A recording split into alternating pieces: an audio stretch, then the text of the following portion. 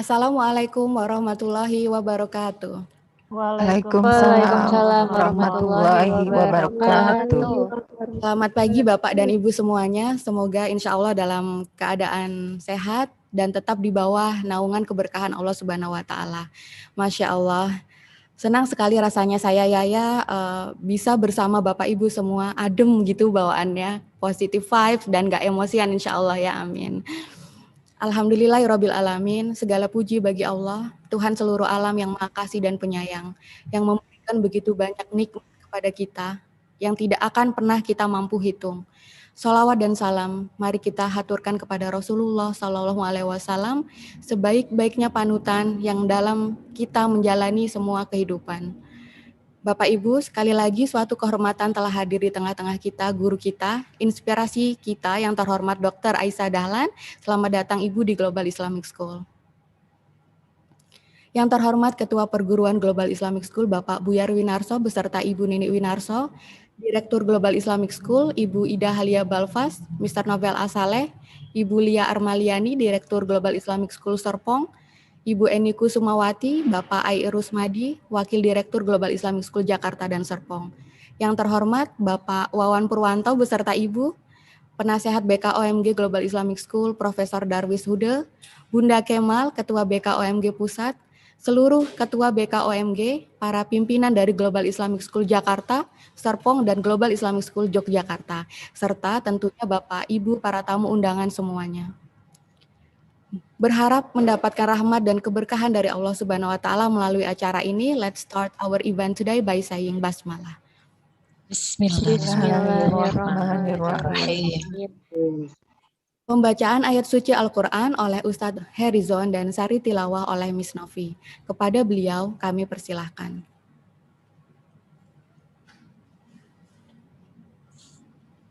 Assalamualaikum warahmatullahi wabarakatuh. Waalaikumsalam warahmatullahi wabarakatuh.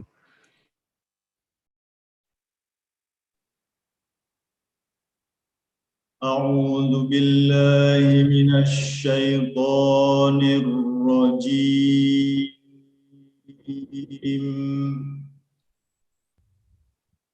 Tafassahu fil majalisi fafsahu yafsahillahu lakum.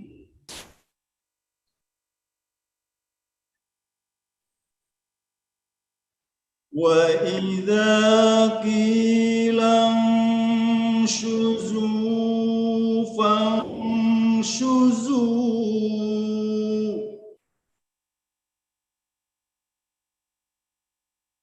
yarfa'illahu alladhina amanu minkum walladhina utul ilma darajat.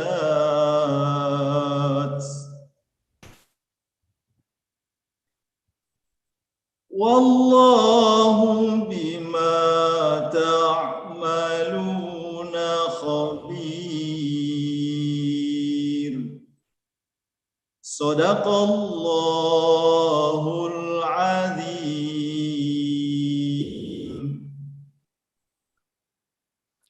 Aku berlindung kepada Allah dari godaan setan yang terkutuk. Dengan nama Allah yang Maha Pengasih lagi Maha Penyayang. Hai orang-orang beriman, apabila dikatakan kepadamu, berlapang-lapanglah dalam majelis, maka lapangkanlah. Niscaya Allah akan memberi kelapangan untukmu. Dan apabila dikatakan, berdirilah kamu, maka berdirilah. Niscaya Allah akan meninggikan orang-orang yang beriman di antaramu dan orang-orang yang diberi ilmu pengetahuan beberapa derajat. Dan Allah Maha mengetahui apa yang kamu kerjakan. Maha benar Allah yang Maha Agung. Wassalamualaikum warahmatullahi wabarakatuh. Waalaikumsalam warahmatullahi wabarakatuh. Terima kasih Ustadz Herizon dan Miss Novi. Semoga kita semua senantiasa dekat dengan Al-Quran, Al-Bayan, penerang jalan kita menuju ridho Allah Subhanahu wa Ta'ala. Amin ya Allah. Acara berikutnya, sambutan Direktur Global Islamic School kepada Ibu Ida Halia Balfas, kami persilahkan. Terima kasih. Bismillahirrahmanirrahim. Yang terhormat Ketua Perguruan Global Islamic School, Bapak Haji Buyar Winarso beserta Ibu Nini Yuliani Winarso. Yang terhormat Pembina Perguruan Global Islamic School, Bapak Profesor Dr. Darwis M. Hude. Yang saya hormati rekan-rekan direksi, pimpinan unit dan manajemen Global Islamic School 1 Jakarta, Global Islamic School 2 Serpong, dan Global Islamic School 3 Jogja. Yang kami hormati Pembina Badan Koordinasi Orang Tua dan Guru atau BKOMG, Bapak Dr. Wawan Hari Purwanto beserta Ibu, Ketua BKOMG Pusat Ibu Mediana, Ketua BKOMG Unit SMA, SMP, SD, PGK beserta jajarannya. Yang kami hormati dan muliakan pemateri webinar kali ini, Ibu Dr. Aisyah Dahlan. Yang saya hormati para guru dan tenaga kependidikan Global Islamic School Jakarta, Serpong, dan Jogja, para undangan dan peserta webinar. Assalamualaikum warahmatullahi wabarakatuh. Waalaikumsalam warahmatullahi wabarakatuh. Alhamdulillahirabbil alamin wa bihi nasta'in ala umurid dunya waddin wassalatu wassalamu ala asyrafil anbiya'i wal mursalin wa ala alihi washabbihi ajmain amma ba'd. Segala puji dan syukur kita panjatkan kehadirat Allah Subhanahu wa Ta'ala atau MG Pusat dan Unit beserta jajarannya. Pemateri webinar yang luar biasa Ibu Dr. Aisyah Dahlan, tim saya di Perguruan Global Islamic School atas inisiatif, persiapan, dan terlaksananya webinar ini. Sebagaimana kita ketahui bahwa salah satu impact dari pandemi yang kita hadapi, pandemi COVID-19 adalah pelaksanaan belajar dari rumah atau home-based learning. Hal ini menambah pekerjaan baru bagi orang tua, terutama para ibu. Para ibu harus menemani anak-anaknya dalam proses belajar mengajar. Di samping harus mengerjakan pekerjaan rumah, bahkan sebagian orang tua juga harus mengerjakan pekerjaan kantor di rumah. Hal ini sering menimbulkan emosi negatif karena tekanan-tekanan yang cukup tinggi yang dihadapi. Untuk mengelola tekanan yang dihadapi, sangat dibutuhkan untuk kita dapat mengelola emosi, terutama ketika kita mendampingi anak-anak. Kita tidak pernah membayangkan sebelumnya akan terjadi wabah yang berdampak luar biasa seperti ini. Wabah yang telah merubah setiap sisi kehidupan kita. Interaksi sosial sebagian besar dilakukan secara virtual. Pandemi ini telah memunculkan kebiasaan-kebiasaan baru yang merubah apa yang biasanya kita lakukan. Banyak hal yang dulunya dengan leluasa kita lakukan, saat ini sudah tidak dapat lagi kita lakukan. Mau tidak mau, kita dipaksa untuk beradaptasi dengan kebiasaan-kebiasaan baru yang merupakan norma baru dalam kehidupan kita. Keadaan telah memaksa kita untuk mematuhi protokol kesehatan dengan baik demi mencegah terjadinya penyebaran agar pandemi ini cepat segera berlalu. Selama keadaan belum kembali normal, kehidupan tetap harus berjalan dan kita harus dapat menyesuaikan pola kehidupan ini agar kita tetap dapat mencapai tujuan.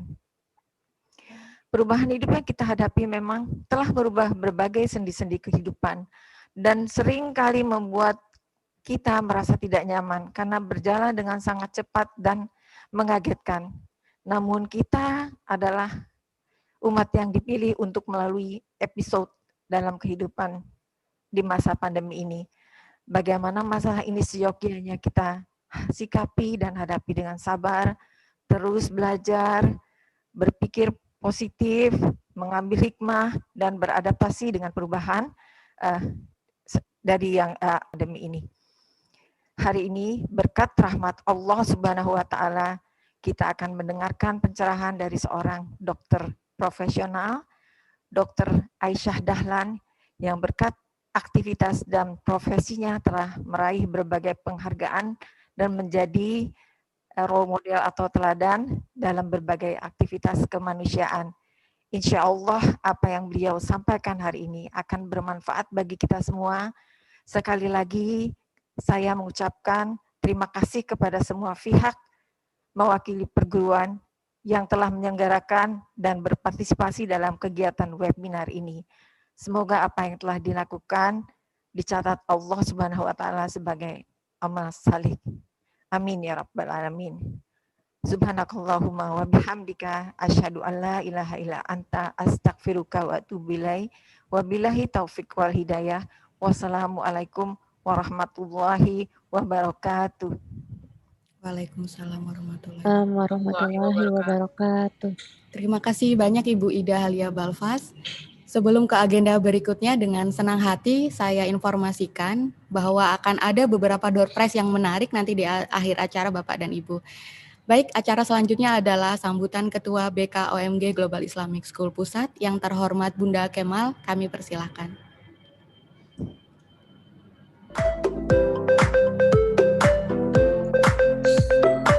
Hanya bagi Allah Subhanahu wa taala. Assalamualaikum warahmatullahi wabarakatuh. Segala puji hanya bagi Allah Subhanahu wa taala. Salawat dan salam senantiasa tercurah kepada junjungan kita Nabi besar Muhammad sallallahu alaihi wasallam. Kepada yang terhormat Ketua Perguruan GIS Bapak Buyan Dinarso beserta Ibu, Penasihat Perguruan GIS Profesor Darwis Hude, Direktur GIS Jakarta Ibu Ida Halia Balfas beserta jajarannya, Direktur GIS 2 Serpong Ibu Lia Armayani beserta jajarannya, Direktur GIS 3 Yogyakarta beserta jajarannya, Penasihat BKOMG Bapak Wawan Purwanto beserta Ibu, seluruh manajemen GIS 1, 2, dan 3, para kepala sekolah beserta Dewan Guru GIS 1, 2, dan 3. Terima kasih atas kehadiran para peserta webinar yang diselenggarakan oleh BKOMG. Terima kasih juga untuk kepada para panitia dari perguruan ataupun rekan-rekan BKOMG yang tidak dapat kami sebutkan satu persatu hingga terselenggaranya acara itu. Seperti kita ketahui bersama, situasi pandemi ini sangat berpengaruh bagi kita semua. Tidak hanya berdampak kepada fisik, tapi juga psikologis, terutama menghadapi anak-anak yang belajar di rumah. Oleh karena itu, bagaimana cara agar kita dapat mengelola emosi di saat seperti ini? Kami dari BKOMG menghadirkan narasumber Ibu Dr. Aisyah Dahlan. Terima kasih atas kesempatan yang telah diberikan kepada GIS. Dari beliau, nanti kita akan mendengarkan beberapa solusi yang insya Allah bermanfaat. Amin ya rabbal alamin. Akhir kata, saya ucapkan terima kasih. Mohon maaf jika ada banyak kekurangannya. Wabillahi taufiq wal hidayah. Wassalamualaikum warahmatullahi wabarakatuh. Waalaikumsalam warahmatullahi wabarakatuh. Terima kasih banyak Bunda Kemal atas sambutannya. Baik, Bapak dan Ibu, kita semua pasti pernah merasakan sedih, marah, takut, perasaan damai, khawatir, bahagia. Tapi bagaimana dengan rasa khawatir dan ketakutan yang berlebihan di masa pandemi ini? Belum lagi kondisi hati yang capek, mungkin juga marah, menumpuknya tugas sebagai kepala rumah tangga, ibu rumah tangga mungkin yang menerapkan sebagai wanita karir dan harus concern dengan pendidikan anak di rumah. Masa pandemi, kondisi yang tidak menyenangkan tadi disebut oleh Bunda Kemal dan juga Ibu Ida Halia Balfas. Ditambah, ini sesuatu yang tidak bisa kita kontrol. Tapi bisakah kita mengontrol bagaimana kita memilih untuk merespon? Bagaimana kemudian cara mengendalikan emosi negatif dari dalam diri kita ketika kita dihadapkan pada kondisi yang tidak menyenangkan? Kami percaya topik ini sangat bermanfaat untuk dibahas. Bersama telah hadir di tengah-tengah kita, Dr. Aisyah Dahlan. Dr. Aisyah Dahlan, CHT, CMNNLP, Lahir di Jakarta 17 Desember 1968. Beliau adalah praktisi neuroparenting skill dan konsultan penanggulangan penyalahgunaan narkoba, certified hypnotist dan hypnotherapist dari the Indonesian Board of Hypnotherapy, berpengalaman di berbagai pekerjaan, beberapa di antaranya adalah beliau aktif sebagai Ketua Yayasan Sahabat Rekan Sebaya, beliau juga seorang family counselor di beberapa LSM penanggulangan narkoba, Ketua Asosiasi Rehabilitasi Narkoba Indonesia, Penasehat Unit Narkoba Rumah Sakit Bayangkara, Jakarta. Dan berbagai penghargaan yang telah beliau raih. Beberapa di antaranya adalah penghargaan sebagai Parenting and Health Daiyah dari Media Muslim Choice Award, berbagai penghargaan sebagai perempuan inspiratif di Indonesia dari berbagai lembaga ternama di Indonesia, dan penghargaan dari Presiden Republik Indonesia Warga Utama dalam bidang terapi dan rehabilitasi narkoba. Bapak Ibu, dengan penuh rasa hormat, mari bantu saya, sama-sama kita sambut Dr. Aisyah Dahlan.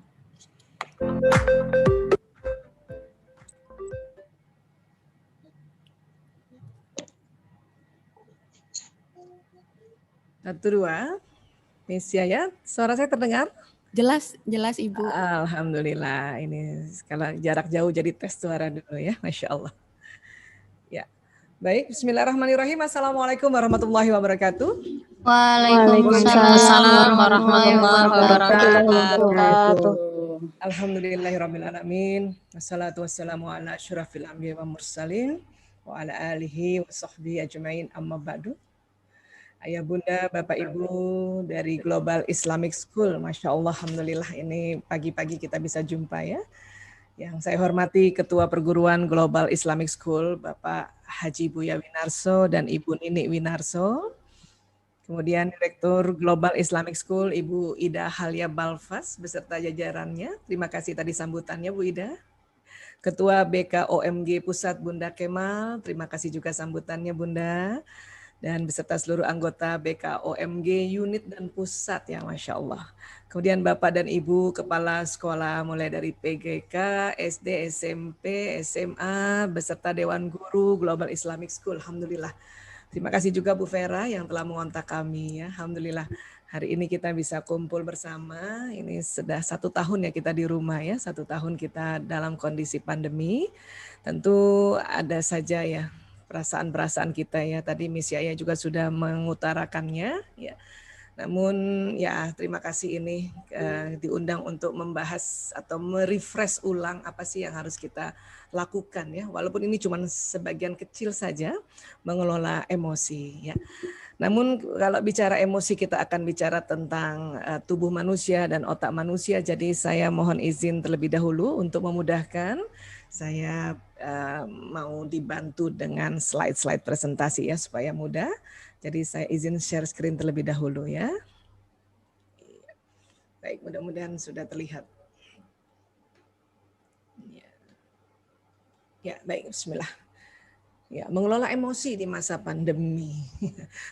Bisa saja ayah bunda, bapak ibu guru sudah melakukan ini ya. Makanya saya bilang kita aja refresh saja ya. Emosi itu apa sih? Ya, jadi kalau ditanya emosi itu apa, banyak sekali orang mengatakan marah, paling sering itu ya, jengkel, kesal gitu ya. Baik, ternyata emosi ini definisinya ini dia bahasa Latin ya, dari emovere yang artinya keluar dan movere artinya bergerak. Jadi emosi itu sebenarnya berarti bergerak keluar ya. Jadi ada sesuatu yang membuat seseorang itu bergerak keluar. Jadi istilah emosi ini sudah ya puluhan tahun dinyatakan atau diutarakan, namun barulah di abad-abad terakhir didapati apa sih yang terjadi pada saat seseorang itu emosi ya. Jadi ini nanti ada kaitannya dengan otak manusia, ada kaitannya dengan pikiran dan perasaan ya. Untuk itu makanya kita nanti akan belajar lebih dalam lagi ya. Baik. Namun sebelumnya orang-orang selalu bilang ya kita harus juga sekarang memperhatikan kecerdasan emosi. Ya. Emotional intelligence ini adalah kemampuan seseorang dalam menggunakan dan memahami emosi, baik emosi orang lain maupun emosi diri sendiri. Tujuannya apa? Meningkatkan kesehatan fisik dan mental serta mengharmoniskan hubungan komunikasi. Apalagi sekarang ya. Sekarang kita lebih sering bersama anak-anak, lebih sering bersama keluarga ya. Saya kok nggak setuju kalau ada orang bilang begini ya. Kok makin sama anak-anak dan masukin sama pasangan hidup kok jadi kita makin berantem ya. Saya nggak setuju loh itu. Ya, itu hati-hati. Ya, pantang dengarkan itu. Kapan kita mendengarkan ya omongan-omongan orang seperti itu, maka itu yang terjadi. Ya, saya malah menganggap alhamdulillah ini betul-betul momentum kita kembali bersama keluarga yang tadinya mungkin sibuk di luar atau sebetulnya juga ya namanya juga kita banyak sekali ya dulu sebelum pandemi ingin ke sini, ingin ke sana, ingin kemari dan sebagainya sehingga kita ya waktu untuk keluarga sedikit, tapi sekarang rupanya alhamdulillah ya waktu keluarga banyak dan sekali lagi kalau ada orang bilang ya kok tambah makin dekat sama anak makin kelihatan ya jelek-jeleknya, itu keliru besar ya. Saya nggak suka itu ada masuk di otak kita tuh begitu, terutama saya nggak mau dengarkan itu dan akhirnya kita mencoba cari apa sih sebetulnya. Oh, kalaupun kesel sedikit itu wajar, kalaupun kesel ya satu ketika itu wajar ya, bukan karena pandemi ini dan sama-sama kita dengan anak jadinya kesel, bukan itu, tapi hanya kewajaran saja satu ketika berapa menit kita kesel, berapa menit kita marah itu wajar banget ya. Baik, sebentar saya boleh minta host bersihkan ini coretan, ini bukan dari kami ya. Ya, tolong bantu mungkin host bisa enablekan, saya enablekan dulu ya, disable annotate dulu. Ya, baik. Oh, justru malah mati nanti ya. Sebentar ya, ini kalau silakan boleh dicoret. Mungkin ada host bisa bantu. Oke, baik. Sebentar, saya atur dulu.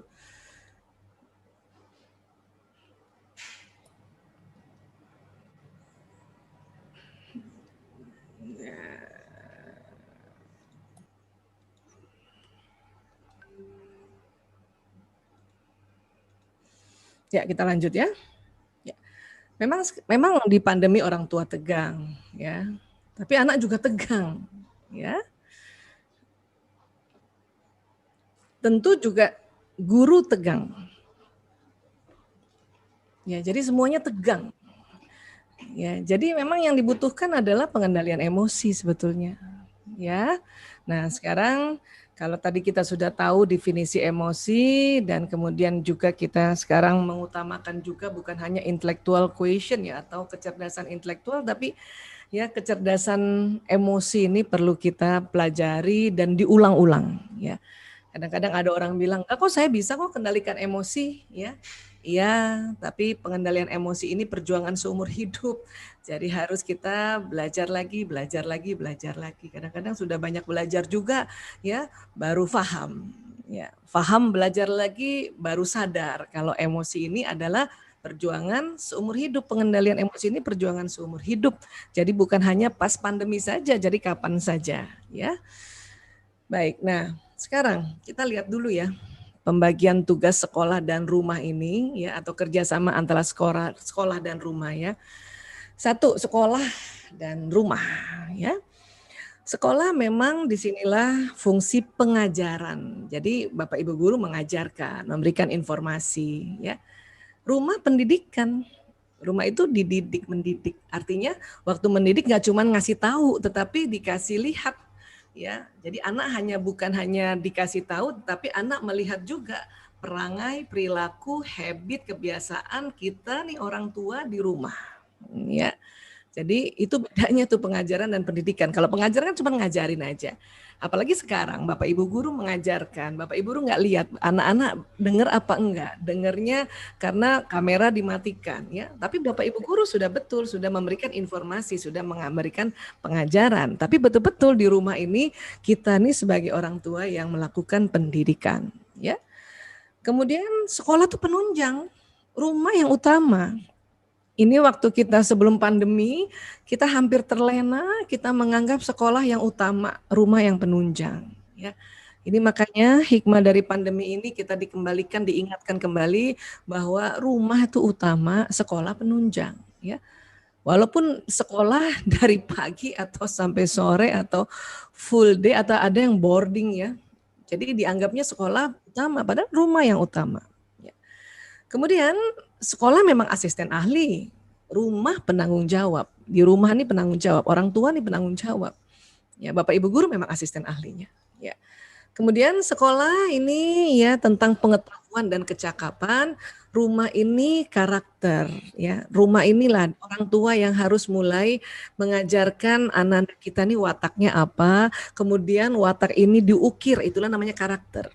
Karakter nih bahasa Latinnya ya dari kata karaso yang artinya to mark atau mengukir. Apa yang diukir? Watak. Itulah makanya orang tua sekarang perlu belajar juga sedikit-sedikit tentang jenis watak diri sendiri, watak pasangannya, dan watak anak-anaknya. Watak anak pertama, kedua, ketiga beda-beda itu. Ya, kalau kita mau mengukir sesuatu bahan dasar, harus tahu kayu kah, besi kah, plastik kah, batu kan.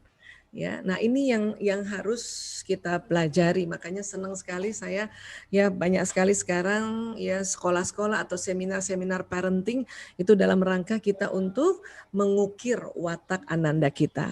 Ya. Kemudian sekolah ini transformasi knowledge ya. Nah rumah penularan. Hati-hati ayah bunda di rumah ini nular. Ya sekolah kan hanya memberitahu, di rumah nular. Kalau sekolah misalnya gampang saja mengajarkan kita untuk tegakkan sholat 5 waktu, di rumah ibunya nggak sholat misalnya, apalagi ibunya memang ya tidak berhalangan, tidak sholat. Waduh, ya nauzubillah min zalik ya. Nular itu nular. Mungkin kita bisa paksa marah-marahin tuh anak, tapi apa? Menular, sangat menular. Belum lagi nanti kalau kita bicara tentang vibrasi juga menular. Ibu lagi kesel, anak akan kesel juga. Ibu lagi senang, anak akan senang juga. Itu ada vibrasi gelombang elektromagnetik yang keluar dari tubuh orang tua. Ya, makanya anak-anak sekarang suka bilang ya, vibe-nya nyokap gue, zaman dulu ngomongnya nyokap ya, vibe-nya bunda aku itu nggak enak banget. Istilah mereka begitu, karena memang ada menular, ya penularan. Nanti kita belajar sedikit, mudah-mudahan ada waktunya ya. Kemudian sekolah kawah berani buka. Jadi kalau misalnya kalau kita belajar silat itu betul-betul penggemblengan ya di sekolah itu.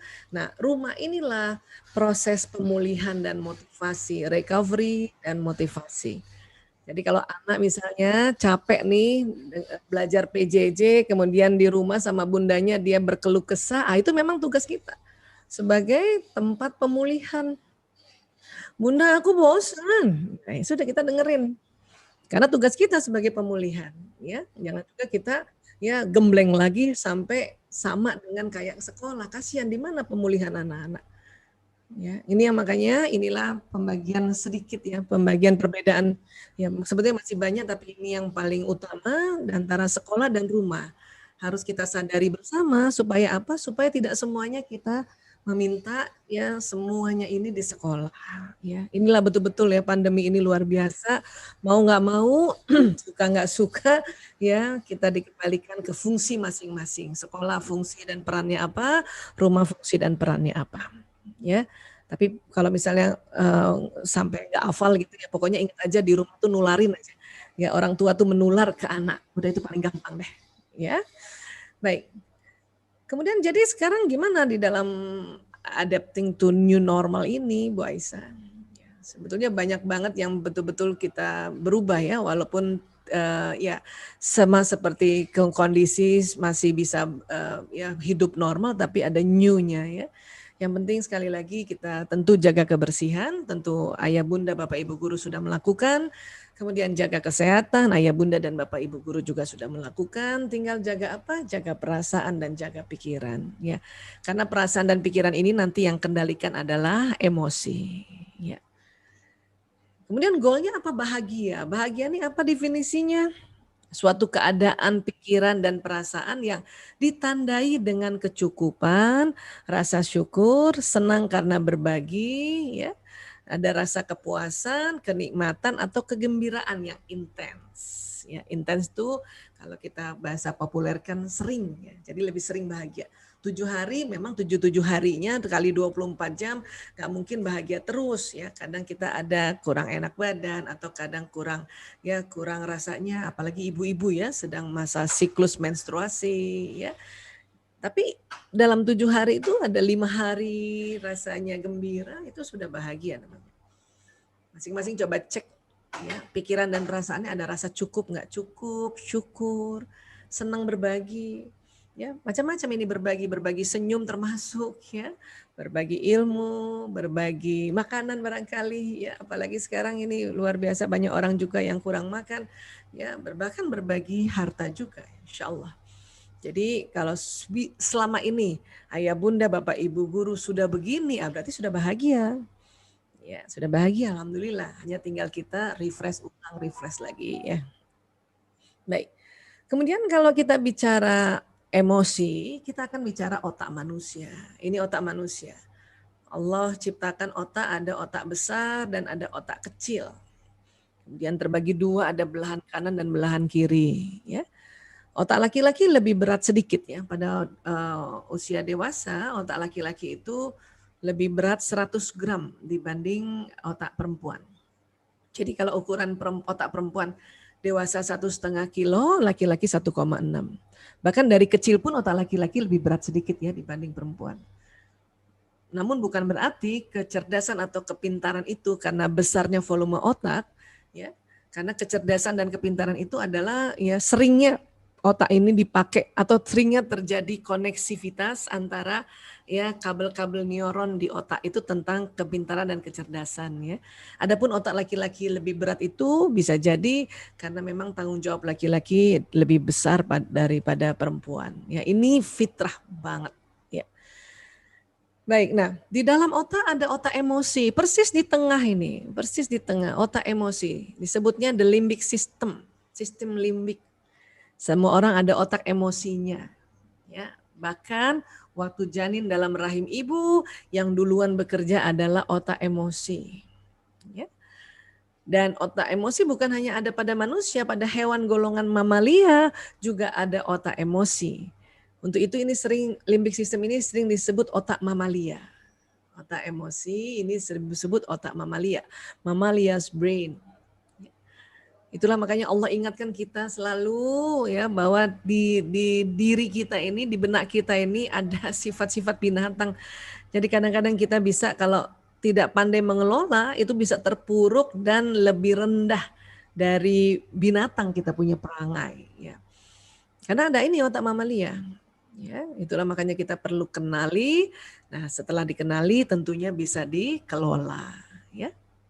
Baik. Yang mana sih limbic system Bu Aisyah? Nah ini kurang lebih kalau dilihat dari 3 dimensi ya. Nah kayak gini. Besar itu persis di intinya otak. Ahli otak tuh mengatakan ini intinya otak manusia adalah limbic system. Ya. Nah jadi di sini nih. Persis di tengah. Ini dilihat dari samping kiri ya. Nah, manusia juga selain ada otak mamalianya ada otak reptilnya. Jadi betul-betul ada binatang-binatang ya, otak-otak binatang di dalam otak kita. Inilah itu diingatkan berkali-kali dalam Al-Quran, kita bisa turun derajat kita ya di bawah binatang kalau kita tidak bisa kendalikan. Ya. Nah, dan apa sih nanti yang membedakan dengan reptil Bu Aisyah? Ya, reptil tentu hanya ada otak reptilnya sampai sini saja ya. Mamalia ada otak mamalianya dan mamalia juga di dalam otak mamalia itu ada otak reptil. Bahkan otak mamalia juga ada neokorteks yang ini. Tapi manusia lebih lebar. Ya, lebih lebar. Nah, kemudian ada paling di depan ini di belakang dahi ini kita sering sebutnya prefrontal cortex. Nah, disinilah kalau kita belajar atau diberikan nasihat atau ya mendapat pelajaran dari orang tua kan, dari bapak ibu guru, nanti insya Allah masuknya di sini nih, ya, di tempatnya di sini nanti, di prefrontal di sini.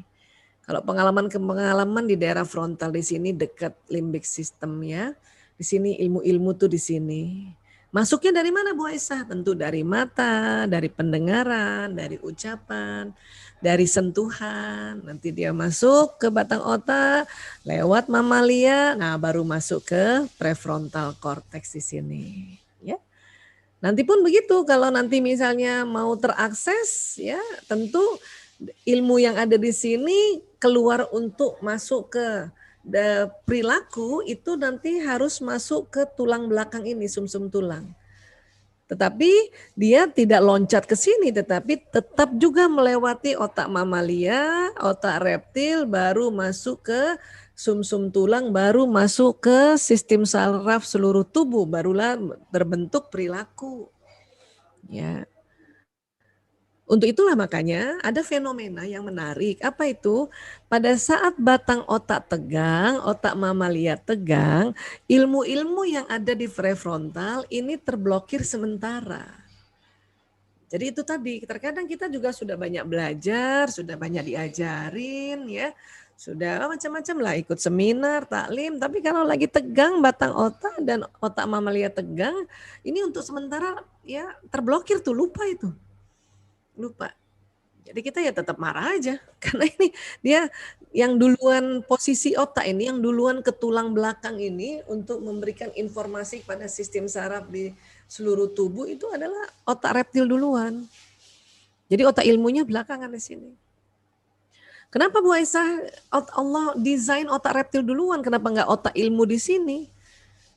Allah Maha mengetahui, Allah Maha mengatur, yang baru terungkap dia punya misteri ya, dari nanti jutaan misteri yang belum lagi terungkap saat ini adalah bahwa otak reptil ditaruh duluan oleh Allah di atasnya sumsum tulang ini dikarenakan otak reptil ini membuat manusia apabila ada serangan baik dari orang kah, dari binatang yang mengancam dirinya atau dari kondisi ya keadaan yang mengancam dirinya, maka batang otak ini harus tegang dulu kerjanya nih. Supaya apa? Supaya respon tubuh cuman dua saja, fight or flight, serang atau kabur. Ya, misalnya tiba-tiba banjir bandang, itu nggak inget apa-apa dulu, itu pokoknya tinggal ya loncat atau kabur gitu. Ya. Nah, ini kadang-kadang kita kalau ada sesuatu yang bahaya tuh, atau misalnya kita keluar rumah nih, ya di luar rumah itu tiba-tiba ada copet atau ada apa ya, pokoknya bahaya lah ya, dikejar anjing dan sebagainya. Nah, otak reptil ini yang bekerja dulu, serang atau kabur gitu. Ada dulu ibu-ibu tuh pernah cerita sama saya, dia bilang, aduh Bu Aisyah kemarin saya dicopet, tapi yang saya heran kok saya berani banget pukul itu copetnya, padahal copetnya gede banget Bu Aisyah. Ya karena itu batang otak yang bekerja, Allah langsung tutup dulu semuanya, ini fokus ke sini. Jadi fight or flight, serang atau kabur. Nah gitu. Atau ada lagi yang cerita, saya dikejar anjing, aduh saya lari sekencang-kencangnya, dan itu ada pembatas jalan, saya loncatin tuh, padahal kalau biasanya saya nggak bisa. Itu karena batang otak yang bekerja. Fokus semua kekuatan ada di batang otak. Ya. Nah sekarang pada saat pandemi, kita tidak di luar rumah, tetap dalam rumah, batang otak tegang. Batang otak tegang. Ya, kenapa? Karena kita nggak lihat ini virus, bakteri, dan sebagainya ya, jasad-jasad renik ini ya. Ini nggak kita lihat, apalagi COVID, ya, video virus nggak kelihatan. Kita nggak keluar rumah aja bisa kena. Ya. Bisa kena, kenapa? Karena salah satu anggota keluarga ada tugasnya di luar, kemudian dia juga nggak tahu padahal sudah mencoba untuk menjaga protokol kesehatan, terpaparlah karena mungkin imunitasnya sedang turun ya. Kemudian bawa ke rumah, nyebarlah di rumah. Nah ini yang terjadi kan, makanya batang otak kita dalam rumah pun di pandemi tegang. Inilah yang membuat tahu sih orang tua ini sebagai penanggung jawab pendidikan, seperti tadi yang kita bahas ya. Orang tua ini sebagai role model, itu kan ilmunya di sini. Tapi kalau batang otak tegang, lupa semua itu. Ya, makanya kita fight or flight pada anak-anak. Kita serang anak-anak atau kita kunci kamar, bodoh amat, terserah dia mau belajar apa enggak. Itu namanya batang otak tegang itu. Dan ternyata bukan hanya orang tua yang begitu, anak-anak juga begitu. Ya, anak-anak juga begitu, tegang ya Allah. Akhirnya dia fight or flight terhadap orang tuanya. Inilah makanya mengapa kita perlu kenali, oh ini toh kerjanya. Ya. Dan tidak pula kita minta ini diblokir batang otak, kenapa bahaya. Sekarang nih pandemi ini kondisi yang memang batang otak harus bekerja untuk jaga-jaga. Hanya kalau terus-terusan 24 jam tegang, maka ya kita akan penat sekali dan ilmu yang di sini terblokir.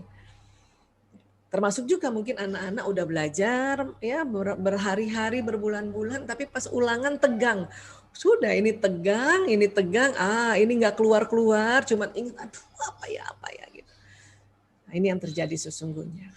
Ya. Untuk itu mengapa kita perlu kenali dia cara kerja batang otak dan otak mamalia ini secara populer kita belajar ya. Karena kalau secara detail ini luar biasa, otak kalau dipelajari detail nggak habis-habis, nggak cukup waktu 40 menit hari ini ya. Tapi kita tahu bahwa oh kayak gini tuh maksudnya. Ya. Nah jadi kemudian di otak emosi atau di limbic system pada anak-anak itu ada 4 jenis emosi dasar. Courageous, ya termasuk courageous ini atau semangat ini ada senang, bahagia, riang, gembira, cinta, kagum, damai, syukur, takjub. Kemudian ada sedih, termasuk kategori ini duka, kecewa, hampa, dan malu, galau, putus asa, lara, pilu. Ya, takut, emosi, cemas, khawatir, gelisah, ngeri, cemburu, ragu-ragu, dan marah.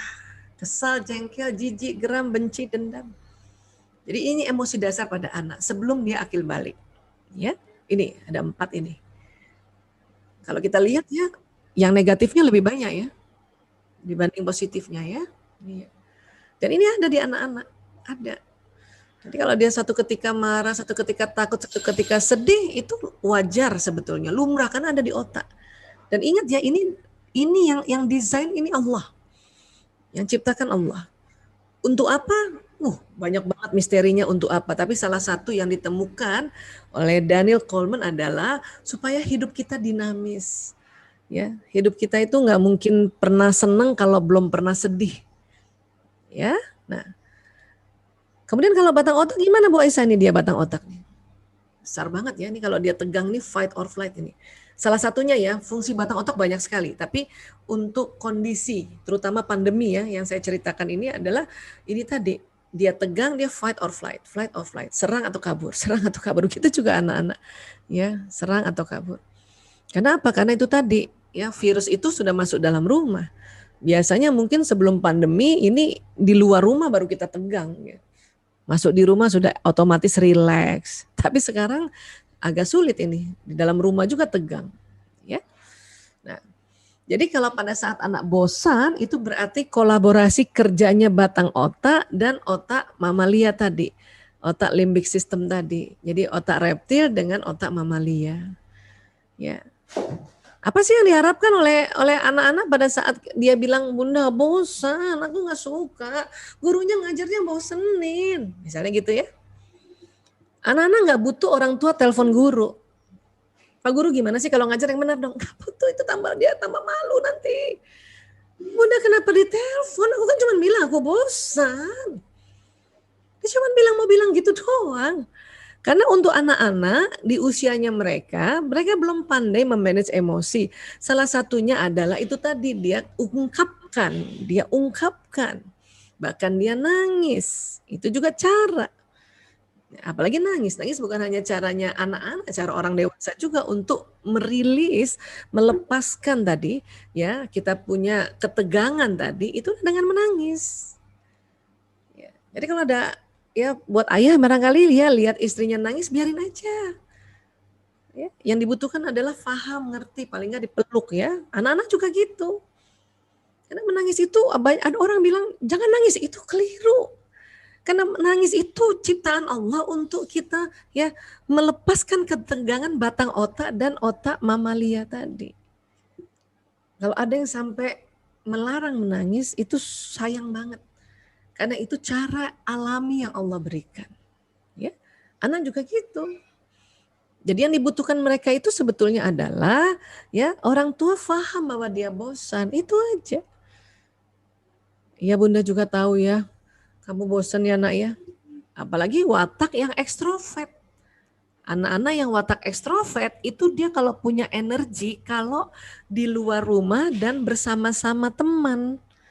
Kalau anak introvert sih memang senang di rumah sendiri. Makanya untuk anak introvert PJJ ini aduh luar biasa deh. Ya mungkin itu doa mereka ya. Bisa sekolah dari kamarnya. Itu anak introvert. Anak yang memang punya energi dikala kerjanya sendiri. Tapi anak ekstrovert, ya Allah. Jangankan anak ekstrovert, kita nih orang tua yang ekstrovert atau bapak ibu guru yang ekstrovert, ciri khasnya itu tadi, ya punya kekuatan bila ketemu orang, ya pulih energinya pada saat di luar rumah itu ekstrovert. Inilah yang cepat bosan. Ya, makanya kadang-kadang kita harus pintar memang cari variasi untuk ajak makan atau kita keluar sebentar yuk. Misalnya sore-sore aja 1 jam sama ibunya supaya melatih anak juga untuk pakai protokol kesehatan. Masker nih kalau pakai masker nggak pernah dilatih juga capek nanti. Satu ketika nanti ya sektor pendidikan dibuka ya. Sekarang kan kalau di daerah ya, terutama daerah yang susah sinyal kan Pak Nadiem sudah membolehkan ya. Yang susah sinyal itu pun juga satu kelas cuman boleh berapa orang ya, 5, 8 gitu ya. Karena takut ketinggalan karena dia sinyal susah, kemudian gadget susah di daerah ya. Kalau di Jakarta masih belum lagi, Jabodetabek ini masih belum lagi karena masih tempatnya sangat resiko tinggi. Ya. Jadi ya ajak aja sore-sore gitu saya biasanya kalau Bu bosen Bu, kita kemana ya paling cuman kemana gitu ke minimarket terdekat rumah cuman beli es krim doang. Tapi latihan pakai masker anak-anak, latihan jaga jarak. Latihan habis dari luar rumah sampai rumah nggak duduk nggak pergi kamar mandi itu latihan harus ya itu sebetulnya buat anak-anak yang ekstrovert. Atau ada lagi anak-anak ekstrovert ini saya perhatikan ya termasuk anak-anak saya yang ekstrovert dia belajarnya pakai 2 gadget, 1 laptop untuk mendengarkan bapak ibu guru menyampaikan ya pelajaran-pelajaran sekolah, 1 gadgetnya itu untuk chatting sama teman-temannya untuk diskusi. Karena memang itu pengganti teman-teman yang ada sekeliling. Ini yang harus kita pahami. Ya. Baik, nah sekarang level emosi pada orang dewasa lebih variasi lagi. Kalau tadi anak-anak hanya 4, sedih, takut, marah, courageous, semangat ya. Jadi ini ya marah dan langsung di sini semangat. Kita lebih variasi nih, pecahannya banyak. Ada beberapa tempat kalau kita googling ya dia ada lebih pecah lagi dia punya ya level-levelnya. Seperti marah ini nanti ada kesal, jengkel, dendam dan sebagainya. Tapi saya ambil yang ini saja karena ini memudahkan. Ya. Kok kayak tangga Bu Aisyah? Iya, ternyata kalau dihitung ya diukur level emosi atau otak limbik sistem ini pada saat emosi jenis-jenisnya ini dia ada frekuensinya. Apati ini rendah 50 Hz, ya, di atasnya sedih 75, di atasnya lagi takut 100. Ya, ini kategorinya nafsu lawamah. Ya. Memang kalau kita googling, kita melihat nafsu lawamah itu ya katanya yang paling bawah nafsu amarah. Tapi setelah ya riset terakhir mengatakan amarah itu frekuensinya 150 Hz, maka amarah itu di tengah justru. Lawama ini didefinisikan nafsu yang berlara diri. Ya, aku nggak bisa apa-apa, aku cuman gini doang. Itu sebetulnya ini nuansanya sedih dan apati ya, putus asa ya apati ini. Ya, kemudian anger, marah, jengkel, kesel, dendam, jijik masuk di sini. Ya, di atasnya lagi ada pride ya, membangga-banggakan. Bangga boleh, tapi kalau membangga-banggakan ya, nah itu masih di nafsu amarah itu 175 Hz ya. Nah, mulai di atasnya courageous atau semangat ini 200 Hz ya. Ini sudah masuk zonanya nafsu mutmainnah. Di atasnya lagi acceptance, di atasnya lagi peace dan di atasnya lagi enlightenment, pencerahan gitu. Oh, gitu ya. Nah, itu pencerahan itu. Ya. Mendapatkan informasi terus kita gitu, itu pencerahan. Ya nanti kita lihat ya untuk naik pencerahan itu caranya apa ya. Nah, jadi mulai dari courageous sampai pencerahan ini kategorinya nafsu mutmainnah. Ya. Emosi memang ada yang negatif, ada yang positif. Termasuk juga nafs, ada yang negatif, ada yang positif. Memang yang positif itu lebih sedikit daripada yang negatif. Dan ini semua ada di limbic system, ada di otak manusia. Ya. Kita hanya bisa pas lagi turun, naikkan lagi cepat-cepat. Pas lagi turun, naikkan lagi cepat-cepat. Itulah tadi saya di awal mengatakan, memanage emosi ini adalah perjuangan seumur hidup. Ya, sedang turun, naik lagi. Kita sudah accept bahwa pandemi ini kita ada di rumah, ya. Setahun ini kan tentu sudah accept dong ya. Waktu di awal-awal mungkin kita masih marah, masih kesel gitu ya. Sekarang udah terima. Tapi kalau kita lagi pernah dengar bahwa beberapa hari yang lalu ya atau beberapa minggu lalu ya, pengamat mengatakan bahwa kemungkinan pandemi ini bisa lebih 2 tahun, itu bisa turun loh, kita bisa takut lagi. Bisa turun. Saat itu juga turun itu. Tapi itu tadi, yang Allah minta adalah pada saat di bawah cepat-cepat naik ke atas. Walaupun kita tahu bahwa pada saat turun ini lazim. Kenapa? Ini ada di otak kita. Hanya diminta cepat-cepat naik ke atas. Kenapa? Karena lebih banyak keuntungannya atau lebih banyak benefitnya apabila kita sering ya, lebih sering ada di nafsu mutmainnah. Ya, nafsu mutmainnah. Lebih banyak benefitnya, lebih banyak pahalanya. Dan kalau bicara pahala bukan hanya waktu di akhirat, di dunia saja sudah terasa. Ya. Tapi pas lagi turun lagi, naik lagi ke atas. Turun lagi, naik lagi ke atas. Ya. Apa bahayanya Bu Aisyah kalau turun, merosot terus sampai apati? Apati ini sudah mulai putus asa. Kenapa apati putus asa? Karena sedih berkepanjangan. Sedih lebih 2 minggu itu bisa masuk apati. Ya, apati lebih 2 minggu ke atas itu bisa masuk, yang paling bahaya adalah depresi. Depresi ini biasanya ya ada ide mencelakakan diri. Bentur-benturkan kepala kah, atau ambil pisau kah, ya ada suicide ya, ide bunuh diri itu berarti depresi. Biasanya kalau sudah di level depresi ini sudah ranahnya profesional, ini ranahnya dokter kesehatan jiwa. Kenapa? Karena ada zat kimia di otak yang dia ya keseimbangannya sudah kelamaan ya, dia tidak stabil. Sehingga perlu dibantu dengan obat-obat kimia untuk menstabilkan. Kalau masih sedih, ya apati saja masih bisa kita bantu untuk move on ke atas. Ya. Ini terjadi pada diri kita juga, terjadi pada anak-anak, terjadi pada Bapak Ibu guru, terjadi pada siapapun ini. Ya, apalagi pandemi kayak gini tuh, tadi batang otaknya cepat banget tegangnya. Ya. Dan Mbak Aisyah kalau di atas enlightenment ada, tapi ini juga sudah di luar kewajaran. Ini namanya manik. Pasien kami pecandu narkoba itu ya, misalnya lagi marah atau lagi sedih, terus dia pakai narkoba, itu langsung melayang ke sini, ke manik. Makanya manik ini kalau ditanya kayak apa manik Bu Aisyah? Mabok. Ya. Ini jadi dia makanya istilahnya fly, loncat, terbang ke sini. Ya, ini bahaya juga, dia terlalu di atasnya dari enlightenment. Ya, itulah makanya kita dalam Islam, setiap pun kita ada rasa bahagia, rasa senang, pokoknya rasa gembira, tetap harus sebut Allah. Masya Allah, tabarakallah, alhamdulillah, subhanallah, kan gitu ya. Kenapa? Supaya tidak masuk ke manik. Ya. Karena ada kondisi-kondisi sekarang ini yang disebut masuk ke manik depresif. Yang kita sering istilah ya sekarang namanya bipolar. Itu namanya gangguan mood itu. Ya. Ini perlu juga ditangani oleh profesional. Supaya apa? Supaya dibantu. Kasihan kalau enggak. Nanganin sendiri susah kalau di manik. Ya, ini bisa habis-habisan teriak-teriak, bisa ya. Depresi juga gitu susah. Makanya kita menjaga untuk emosi kita berada di level mutmainnah. Pada saat turun, cepat-cepat naik ke atas. Turun, cepat-cepat naik ke atas. Ya. Dan inilah yang dikategorikan zona ikhlas. Pagi-pagi nemenin anak PJJ, kesel. Oke, kita di sini. Tapi kalau kesel terus-terusan 3 jam berarti dampingin anak berarti sudah di luar zona ikhlas.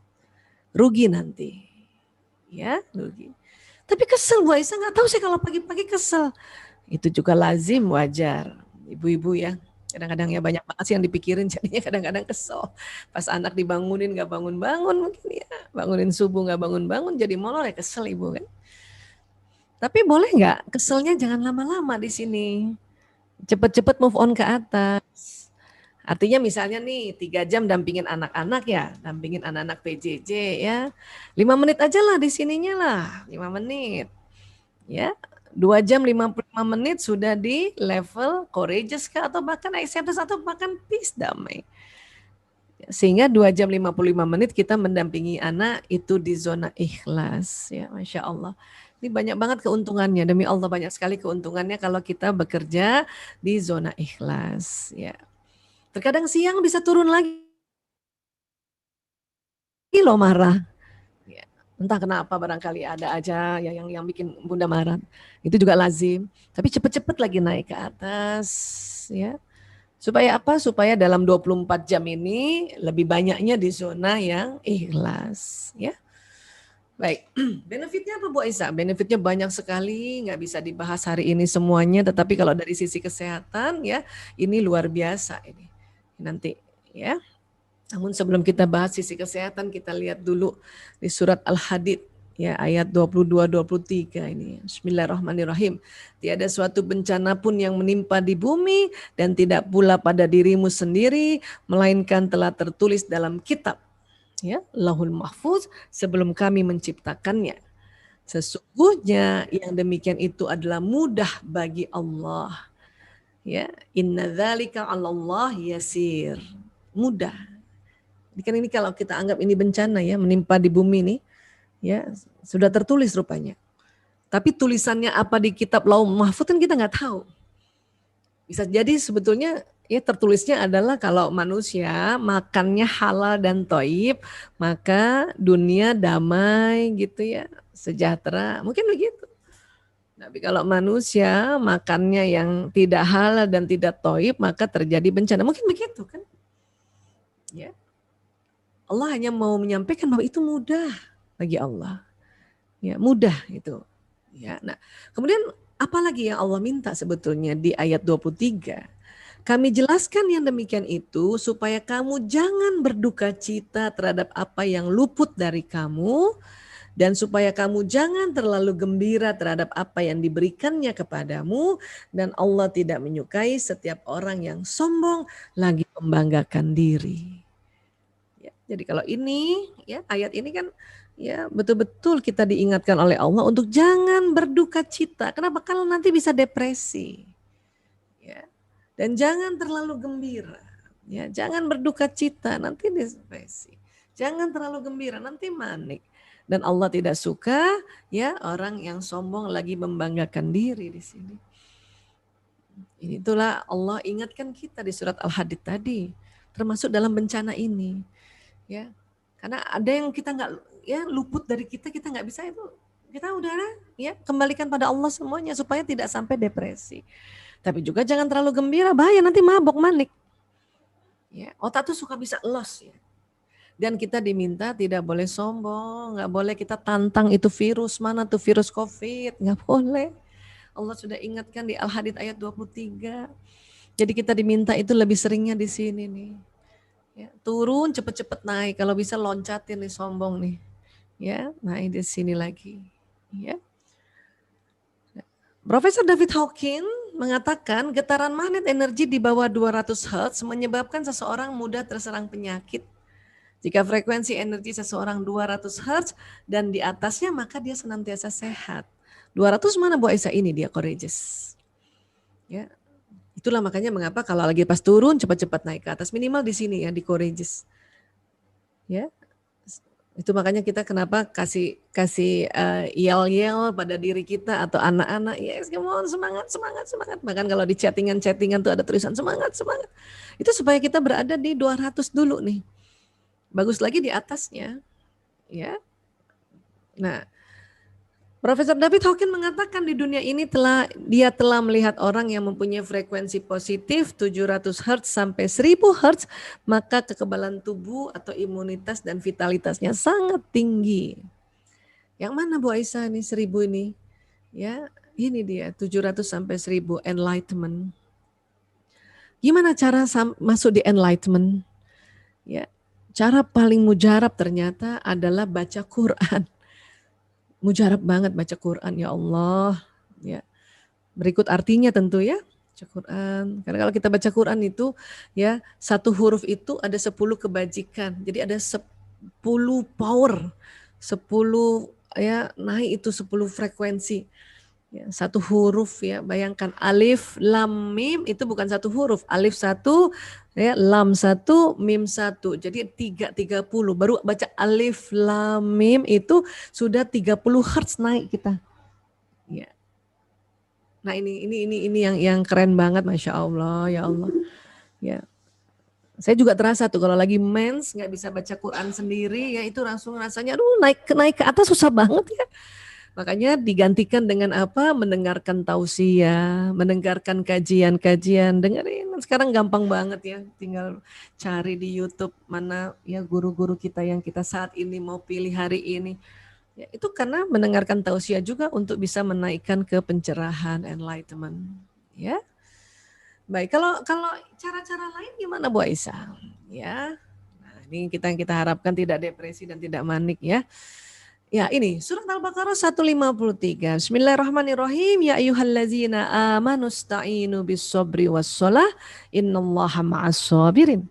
Hai orang-orang yang beriman, jadikanlah sabar dan sholat sebagai penolongmu. Sesungguhnya Allah bersama orang-orang yang sabar. Masya Allah.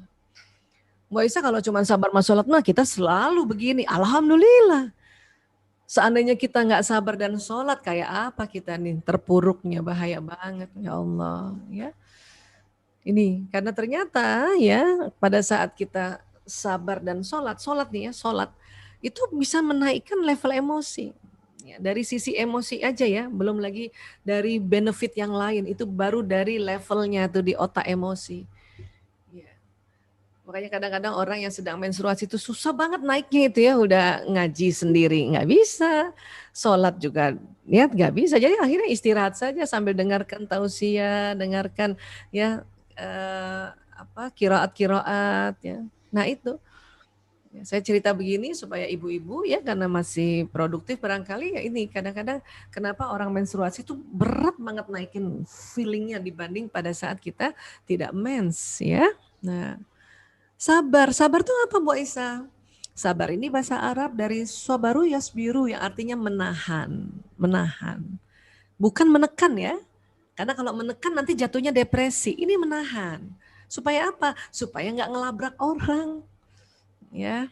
Nah, dan yang luar biasanya Allah bersama orang-orang yang sabar. Aduh asik banget. Jadi kalau mau Allah dampingin terus bersama-sama dan dekat dengan kita, sabar. Ya. Jadi sabar ini menahan, bukan menekan, ya. Karena apa? Karena pada saat kita sabar, sholat, baca Quran, ya, ada hormon bahagia dan cinta yang keluar dari kelenjar pituitari. Ini ada kelenjar namanya pituitari. Di dalamnya ini ada hormon bahagia dan hormon cinta, ya. Ada dopamin, oksitosin, serotonin, endorfin, ya. Dan endorfin termasuk morfin alami itu, penghilang rasa sakit. Makanya kenapa habis sholat langsung enak banget, nyaman banget. Ya, baca Quran, sabar.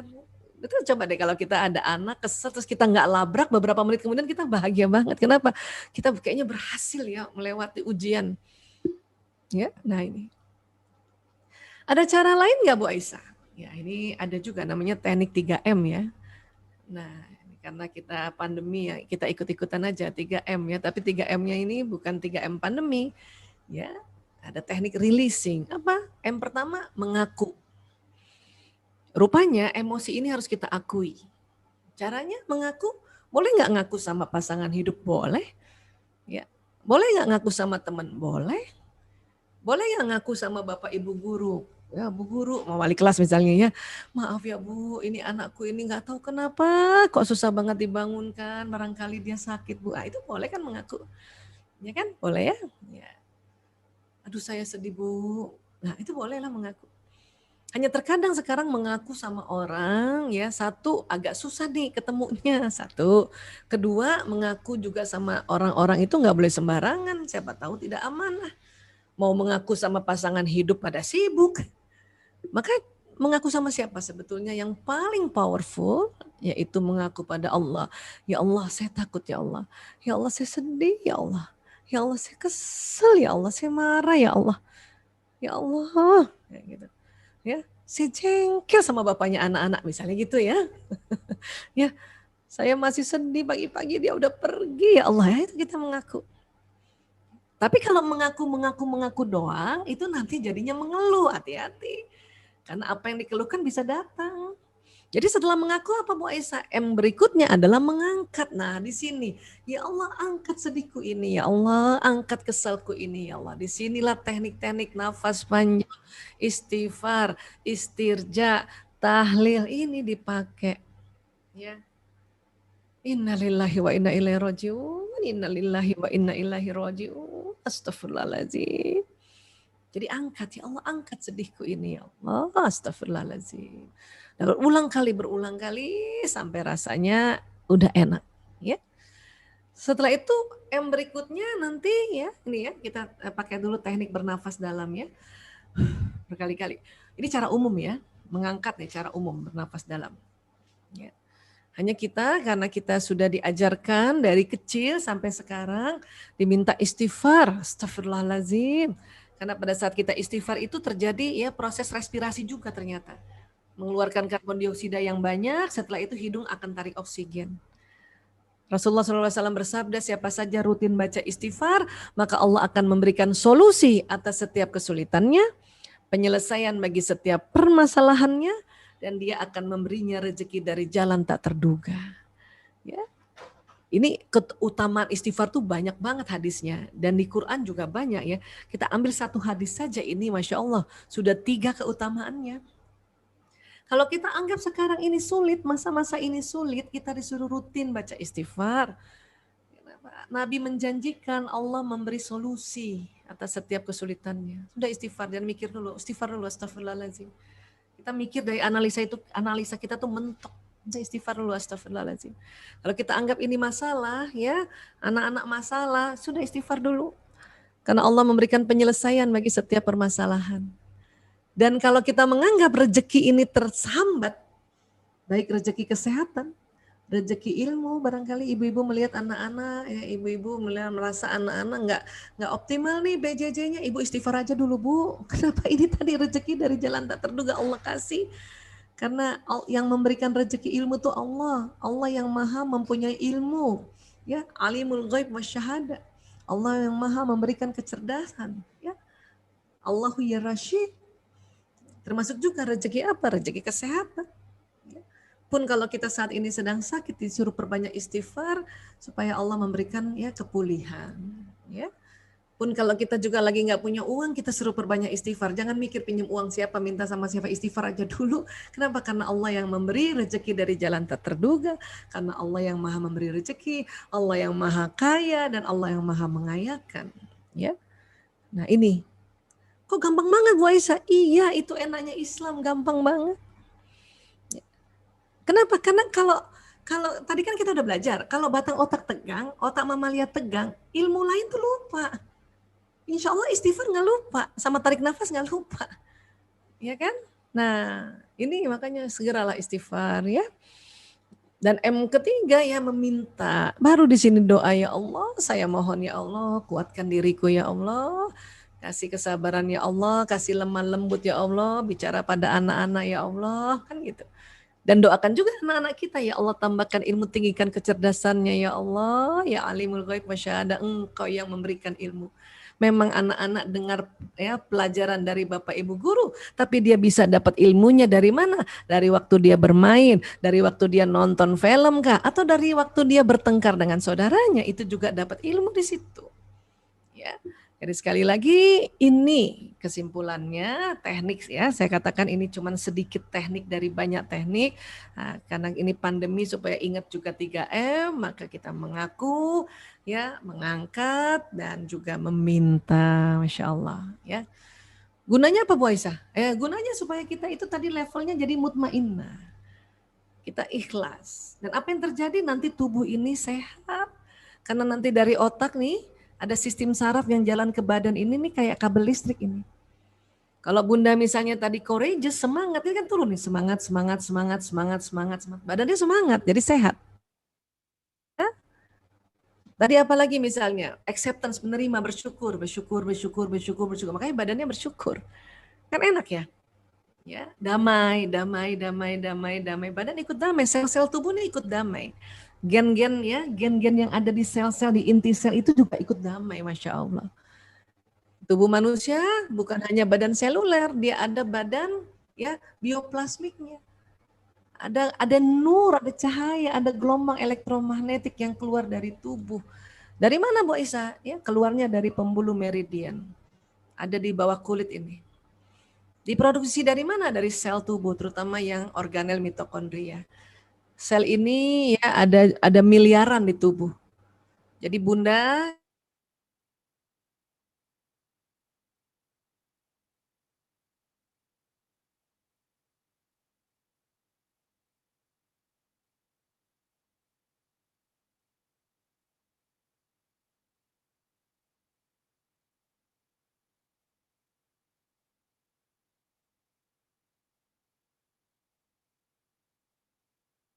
ya, 1, 2. Ya. Sudah terdengar? Baik, sudah ya. Ibu. Baik, terakhir tadi saya cuma mau mengatakan bahwa hati-hati apabila kita ya terlalu sering berada di emosi negatif, nanti dia menular tuh tadi. Terlihatnya ini tadi share slide terakhir ini. Ya. Karena tubuh manusia ada gelombangnya, maka kalau Bunda semangat, ini akan nular semangat. Bahkan satu rumah ikut semangat. Kalau Bunda kesal ya. Kenapa sih kita lagi Bu Aisyah ibu? Ya, karena ya energinya anak atau sinyalnya anak sama dengan ibunya. Persis dia satu provider. Makanya itu pula kenapa ibu-ibu yang banyak belajar ya. Enak loh jadi ibu ya, Masya Allah. Bu Aisyah saya capek banget Bu Aisyah, saya kurang enak badan. Udah istirahat aja Bu. Istirahat sebentar ya, bilang sama anak, bilang sama suami, supaya apa? Supaya ibu waktu di kamar naikkan level emosinya, istirahat seperti itu ya. Nah, mudah-mudahan ini bisa ya sama-sama kita ingat kembali. Saya kira ibu-ibu juga sudah tahu ya. Mudah-mudahan ini bisa diambil hikmahnya. Mohon maaf lahir batin. Wabillahi taufiq wal hidayah. Wallahu alam bisawab. Saya kembalikan ke Miss Yaya. Terima kasih. Masya Allah. Boleh tepuk tangan yang meriah mungkin dari reaction, love, atau tepuk tangan melalui via Zoom kita masing-masing. Terima kasih banyak Ibu. Jazakallah khairan Bu Ida. Semoga Dr. Aisyah Dahlan dibalas kebaikannya oleh Allah Subhanahu wa taala. Amin. Amin. Ya Allah, amin. Amin. Baik Bapak dan Ibu, semoga kita semua dapat terus menjadi pembelajar seumur hidup dalam menggunakan dan memahami emosi atau tadi yang disebut emotional intelligence dan memampukan anak-anak kita untuk mempunyai kecerdasan tersebut dapat menjadi contoh yang baik karena di rumahlah pendidikan yang utama, pembentukan karakter pertama bagi anak-anak dan tempat anak-anak untuk meniru energi atau vibes yang kita berikan terutama ibu pasti dapat dirasakan oleh anak-anak kita. Betul. Kalau saya rangkum sedikit, segala bagi Allah yang telah menciptakan kita, memberikan otak dengan pengaturan yang maha sempurna tadi dijelaskan oleh dokter. Salah satunya otak reptil yang diletakkan terlebih dahulu membuat manusia mampu merespon dengan cepat, serang atau kabur. Kalau saya sih kabur, pasti balik kanan dan kabur.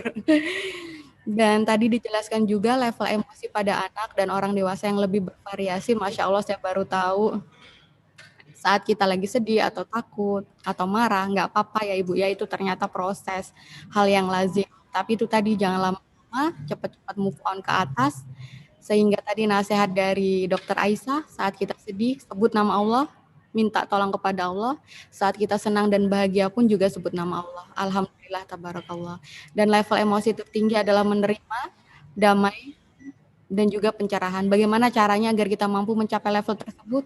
Masya Allah, baca Al-Quran dan pahami artinya, sholat dan sabar, gunakan teknik 3M, mengaku kepada Allah, mengangkat berdoa kepada Allah untuk diangkat kesedihannya, kemarahannya, dengan banyak-banyak istighfar, inhale, exhale, dan mengingat Allah. Meminta kepada Allah doa-doa yang baik. Amin, amin ya Allah. Baik Bapak Ibu, agenda berikutnya adalah sesi tanya jawab. Namun sebelumnya diinformasikan kembali bahwa pastikan Bapak Ibu mengikuti acara ini sampai selesai, karena di akhir acara akan ada berbagai door prize yang menarik. Kami membuka 3 pertanyaan, setiap satu pertanyaan akan langsung dijawab oleh Dr. Aisyah Dahlan, kemudian baru dilanjutkan dengan 2 pertanyaan selanjutnya. Bagi Bapak Ibu yang ingin bertanya, silakan menekan tombol atau icon raising hand. Saya sudah melihat beberapa, alhamdulillah. Kemudian saya akan dibantu oleh host dan co-host. Yang pertama adalah ada Ibu Aini. Ibu Aini ya? Iya, Oh, yang baik. pertama. Silakan Ibu Aini, boleh minta tolong untuk diaktifkan videonya jika berkenan. Assalamualaikum warahmatullahi wabarakatuh. Waalaikumsalam warahmatullahi wabarakatuh. Asalnya, dokter, apa kaitan prefrontal cortex dengan pengendalian emosi yang diajarin Allah dengan sujud? 1. Yang kedua, kan PJJ ada bosen, ada jenuh, ada beratnya juga dokter. Apa usaha dari kita selain sabar ya dokter? Sabar kan juga harus usahakan dokter. Usaha orang tua, sekolah, dokter, dan pemerintah mengatasi hal ini dokter. Makasih. Baik, terima kasih Ibu Aini atas pertanyaannya. Dokter Aisyah, pertanyaan pertama, frontal cortex apa hubungannya dengan pengendalian emosi, begitu ya Ibu ya? Baik, untuk Dokter Aisyah dipersilahkan. Terima kasih Bu Aine ya namanya ya. Bu Aine, betul. Bu Aine di mana tadi itu? Posisinya di mana? Di mana Bu? Oh, maaf, masih di mute ya. Nggak bisa, condet. Oh, condet, di condet. Masya Allah. Condet tuh tempat legend ya Bu. Iya, baik. Terima kasih Bu Aina, pertanyaannya keren banget, sangat jeli ya. Nah, prefrontal itu di depan, persis di belakang dahi kita ya. Disitulah tempatnya nanti ilmu yang kita pelajari, nasihat, pembelajaran itu masuk di situ. Nah, tadi bertanya sujud ya. Nah, sujud ini rupanya adalah salah satu cara untuk bagian prefrontal cortex itu mendapat darah yang maksimal. Sehingga darah membawa nutrisi, membawa oksigen ke prefrontal. Ya, nah, rupanya kalau kita berdiri gini nih, duduk kayak gini, ya, darah yang ke prefrontal itu tidak terlalu banyak. Ya, jantung memompa nih, kemudian ada darah yang ke daerah otak itu nggak terlalu banyak. Tapi waktu kita sujud nih, ya, itu darah yang dari jantung itu ke daerah prefrontal itu maksimal. Itulah kalau bisa nih, makanya mengapa kita disuruh sujudnya tumakninah, tidak terburu-buru. Karena kalau terburu-buru belum sempat darah maksimal ke prefrontal, kita udah duduk lagi begini, ya turun lagi dia. Diharapkan pada saat bersujud, oksigen yang dibawa oleh darah, nutrisi yang dibawa oleh darah, ya itu ya membanjiri prefrontal, membanjiri tempat-tempat neuron-neuron yang ya ada ilmu-ilmu di situ yang sudah kita pelajari selama ini. Sehingga apa? Sehingga ilmu-ilmunya selalu fresh, ilmu-ilmunya selalu diingat, dan ilmu-ilmunya selalu bisa ya termanifestasi dalam tingkah laku kita. Itu hebatnya ya kita bersujud. Ya. Banyak sekali, mohon maaf, mohon izin, saudara-saudara yang non-muslim, yang ibadahnya bukan sholat, dia cari cara untuk sujud begitu, cari cara mereka. Makanya ditemukanlah yoga, gerakan yoga yang bersujud, karena mereka cari cara. Kita nggak usah nyari-nyari cara, Allah sudah ajarkan untuk ya kita bersujud. Nah, cuman kalau kita sedang menstruasi, mengapa tidak diperbolehkan untuk sholat agar tidak darah-darah kita nih ya, darah kita nih kan sebetulnya ya darah yang pada saat menstruasi itu kan harusnya keluar lewat jalan vagina karena dari lapisan rahim ya. Tapi kalau misalnya kita posisinya bersujud, dia nanti tidak bisa keluar, dia kembali ke daerah ovum gitu ya. Dan makanya terkadang ibu-ibu yang sedang menstruasi itu tadi selain batang otaknya tegang, otak emosinya tegang, kan di sini nggak dialiri oleh oksigen yang banyak. Jadi kadang-kadang ibu-ibu tuh mudah sekali ya penat, mudah sekali lupa, mudah sekali nggak ingat itu dia punya ilmu-ilmu. Inilah perlu kita juga pahami, ananda kita yang sudah menstruasi, ananda perempuan yang sudah menstruasi, jangan heran pada saat dia mens ya kadang-kadang itu tadi akalnya ya tidak se-bright atau tidak secemerlang pada saat sedang tidak menstruasi. Itu juga dari situ. Ya, tapi di sisi lain memang Allah membuat sebuah sunatullah agar perempuan ada fase menstruasinya supaya apa? Supaya ketahuan kapan masa subur dan kapan masa lapisan rahim itu ya terkelupas untuk dia dikeluarkan dari rahim. Itu karena ya salah satu makna lagi yaitu proses ya reproduksi. Ya, jadi seperti itu. Nah, PJJ bosen jenuh. Iya, sabar itu supaya kita nggak labrak anak dulu. Ya, karena bukan apa-apa kalau kita labrak anak setiap hari, anak juga bingung, kan anak juga tegang. Itu makanya sabar dulu. Tadi saja di ayat Quran itu sabar duluan dari sholat ya, sabar dan sholat. Sabar dulu supaya kita nggak labrak. Nah, setelah kita sabar nggak labrak, kita ajaklah anak itu untuk melakukan hal-hal yang bikin dia juga gembira. Saya kalau anak laki-laki saya kan punya anak 5 ya, 4 laki-laki 1 perempuan. Kalau anak laki-laki saya sudah bilang, Bu, bosen, saya senyum aja dulu supaya dalam rangka sabar tuh senyum dulu, nggak usah dilabrak. Ya, terus apa? Saya ajak, kita makan yuk. Kita makan apa? Kamu maunya apa? Pisang goreng kah? Atau martabak? Ajak dulu seperti itu. Itu yang bisa kita lakukan. Itu yang kita bisa lakukan, ya di rumah. Adapun untuk ya keseluruhan di Indonesia ini, kita sabar juga menunggu pemerintah nih lagi bersusah payah bahu membahu ya dengan tim baik pemerintah pusat, pemerintah daerah, tim kesehatan. Aduh, itu setiap hari itu membangun untuk gimana supaya teratasi pandemi ini. Nah, tolong kita yang di rumah nih sebagai ibu, peran kita nih kalau tadi Bu Aine tanya harus gimana, itu tadi ya sabar dulu. Sabar terhadap anak-anak, sabar terhadap diri sendiri, sabar terhadap kondisi ini. Supaya apa? Supaya nggak melabrak. Ya, orang kerja di rumah, kalau kita labrak terus, pergi nih, siapa yang bantuin kita misalnya. Tapi kalau misalnya Bunda, kan saya bisa ngurus sendiri, ya kerja sendiri, alhamdulillah. Tapi Bunda, kalau Bunda tidak sabar terhadap diri Bunda, Bunda nanti kecapean. Itu dulu yang kita bisa lakukan. Ya, kalau soal anak-anak belajar, jagoan anak-anak loh. Ya, saya kalau disuruh bantuin bikin PR, saya cuma senyum aja. Bu, aku nggak bisa bikin PR. Kita cuma disuruh sabar untuk senyum dulu supaya mengerti dia. Oh, dia lagi capek. Sini nak, mana? Tadi PR-nya coba dilihat. Terus dia tanya, Ibu bisa? Enggak. Cuman karena ibunya ketawa, dia ikut ketawa. Karena dia ikut ketawa, mulai tuh batang otaknya rileks, otak emosinya rileks, baru dia ingat ilmunya. Oh, aku bisa deh Bu, aku bisa. Aku bisa. Itu tugas kita. Ya. Sambil apa? Sambil tunggu pemerintah sedang berbahu-membahu dengan tenaga kesehatan dengan semua pihak untuk mengatasi ini. Dan ini bukan hanya di Indonesia, seluruh dunia. Ya. Baik. Itu Bu Aini. Terima kasih banyak Dr. Aisyah dan terima kasih untuk Ibu Aini atas pertanyaannya. Tadi Masya Allah ya, sujud ternyata posisi maksimal di mana oksigen dan nutrisi dibawa oleh darah ke otak kita, Masya Allah. Baik, pertanyaan kedua ada dari Ibu Mira. Mohon untuk jika berkenan untuk menghidupkan video kameranya Ibu dan mohon untuk satu pertanyaan. Ibu Mira, dipersilakan.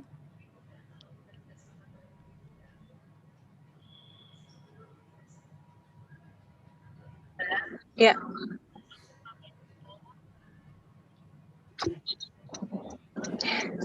Ya, bismillahirrahmanirrahim. Assalamualaikum warahmatullahi wabarakatuh. Mohon maaf, Waalaikumsalam. ini saya menyimaknya sambil di jalan. Masya Allah, luar biasa. Saya tertarik sekali karena saya termasuk yang mengidolakan Ibu Dr. Aisyah nih. Masya Allah, tabarakallah. Jazakillah khairan Bu Mira. Terima kasih kepada sekolah GIS yang sudah memfasilitasi kami para orang tua sehingga bisa mendengarkan materi dari Dr. Aisyah. Yang ingin saya tanyakan seputar anak-anak nih. Kan anak kita di usia, anak saya di GIS itu kelas 2 SMA. Jadi masa-masa remaja. Laki-laki perempuan Bu Namira? Perempuan. Oh, perempuan, baik. Nadira ya. Dia ya namanya anak-anak biasa usia-usia remaja itu kan mereka lagi senang-senangnya grouping ya, bertemu dengan teman-teman gitu kan. Seperti itulah pokoknya yang intens gitu kan. Sedangkan dengan masa pandemi ini kan semua itu akhirnya terbatasi gitu ya, kondisinya. Nah, kadang-kadang saya jadi untuk membatasinya emosi saya juga kadang-kadang suka ini juga gitu untuk membuat dia memahami bahwa untuk mengurangi intensitas pertemuan dengan temannya gitu kan. Dan yang ingin saya tanyakan bagaimana anak-anak itu bisa emosinya bisa terarah juga gitu kan, sehingga tidak intensitas mereka dengan teman-temannya juga masih bisa dengan cara seperti apa gitu, dokter, karena memang ini benar-benar berat buat kita gitu ya untuk menjalaninya gitu kan, dengan kita juga sebagai ibu, sebagai bekerja gitu kan, anak dan mengasuh anak-anak, dan anak-anak juga ingin dipahami juga gitu kan, eksistensi dia seperti itu. Terima kasih. Assalamualaikum warahmatullahi wabarakatuh. Waalaikumsalam warahmatullahi wabarakatuh. Ya, Miss Yaya, saya langsung jawab? Ya, Ibu. Ya, baik. Jazakillah khairan Bunda Mira. Allah. Ya, sekarang memang kondisinya karena antara khawatir dengan kondisi pandemi, tapi kita juga paham bahwa anak-anak ini di masa-masanya berinteraksi ya. Sama saya juga begitu. Nah, saya bahkan anak saya 5, 4 laki-laki, 1 perempuan. Walaupun yang besar sudah dokter, yang kedua juga sebentar lagi dokter tahun ini. Nah itu mereka sedang giat-giatnya, apalagi anak kedua ya, giat-giatnya di garda depan tenaga kesehatan ya, yang pertama dan kedua ya. Yang ketiga mahasiswa, tapi karena laki-laki dan memang wataknya yang introvert, jadi lebih senang di rumah ya. Yang keempat juga sedang sibuk untuk mau masuk kedokteran juga ya. Yang bungsu perempuan nih. Nah, saya bicara tentang ini dulu ya, karena anak perempuannya. Jadi kalau kita mau nasihati anak perempuan, memberikan masukan-masukan itu tidak bisa setiap hari memang ya. Ada waktu-waktu tertentu efektif untuk menasihati anak perempuan ya. Kapan itu? Pas masa subur. Masa subur. Nah, ini yang perlu banget kita pahami. Kapan anak-anak pas masa suburnya itu ya. Atau paling enggak patokannya gini deh. Saya selalu bilang sama anak perempuan saya, "Nah, kalau mens bilang sama ibu ya." Ya, mulai dari mens pertama gitu. Ini anak perempuan saya juga minggu lalu menstruasi ya. "Bu, aku mens, Bu." "Oh ya, sudah." Berarti kalau dia lagi mens hari pertama nih, sampai kurang lebih hari ke-10, itu nggak usah kasih nasihat yang terlalu detil, nggak usah kasih feedback, nggak usah kasih kritikan. Kenapa? Dia akan denial. Ya. Anak perempuan menerima nasihat itu atau masukan-masukan atau feedback atau kritikan itu ya pas hari ke-10. Jadi misalnya hari ini mens, jadi hitung aja. Tunggu hari ke-10. Nah, setelah hari ke-10 tuh 2 pekan itu senang menerima masukan. Artinya kalaupun misalnya dia mau minta izin ke tempat temannya, disitulah kita ajarin lagi bagaimana cara untuk ya protokol kesehatan. Saya anak-anak juga begitu. Anak saya nih karena ada hal-hal yang dari ekskulnya ya, ekskulnya harus ketemu. Kebetulan di ekskulnya yang harus ketemu sama temannya beberapa hari. Itu saya terpaksa pakai protokol kesehatan dengan mengajarkannya pada saat itu tadi sebelum dia mau berangkat gitu. Jadi pas lagi masa-masa subur saya ajarin ngobrol-ngobrol sama dia bahwa pokoknya gini ya, nanti kasih tahu teman-teman juga kalau kamu nanti mau kumpul-kumpul ya ingat masker ya. Satu lagi ya mau nggak mau dari jauh aja ya nak. ketiganya adalah mau nggak mau tes rapid, mau nggak mau, bukan yang swab ya, karena untuk swab kan kita agak susah kalau bukan tenaga kesehatan. Walaupun kami keluarga kesehatan, tapi saya juga nggak mau melakukannya sendiri. Tapi paling nggak yang antibody. Anak saya dengan senang hati. Jadi sebelum berangkat antibody, walaupun orang bilang itu ya akurasinya tidak tinggi, tapi paling tidak kalau dia mau berangkat negatif berarti hari itu ya, dan sebelum-sebelumnya negatif gitu. Itu hanya untuk memberikan edukasi. Ya. Nah, habis dari ketemu lagi itu saya berlakukan 5 hari dari pertemuan itu tes rapid lagi, ya, yang antibody ya, yang dia cetak sini. Akhirnya kadang-kadang dia mikir, kadang-kadang dia malas juga, aduh tes rapid malas juga ya. Tapi memang begitu nak, supaya kalau nanti ada apa-apa pertemuanmu nak, ya waktu kamu berangkat kamu sudah kasih tahu temanmu bahwa aku negatif loh gitu. Jadi waktu misalnya pulang pertemuan ada yang positif, ya kamu bukan yang dituding sebagai ya penularnya. Karena sekarang nih nggak enak memang, COVID ini nggak enak. Ya kalau ada yang positif kita langsung nyari siapa yang nularin ya. Dan itu bisa viral loh. Nah, anak-anak harus diajarkan kayak gitu. Tapi kan itu nggak akurat, Bu Aisyah. Akurat itu bukan masalahnya. Tapi kondisi sekarang yang bisa tes oleh kita sendiri dengan mudah itu dan diperbolehkan adalah tes rapid antibody. Kalau saya berlakukan itu, sehingga anak-anak dengan senang hati dan juga nggak asal-asalan pengen keluar. Nggak asal-asalan pengen keluar, karena itu tadi setiap mau keluar, barangkali mungkin cuma mau ke mall aja, mau makan sama temennya, tes dulu. Nggak apa-apa juga. Nanti dia foto ke temennya, ini aku habis rapid antibody negatif nih. Teman-temannya juga akhirnya gitu.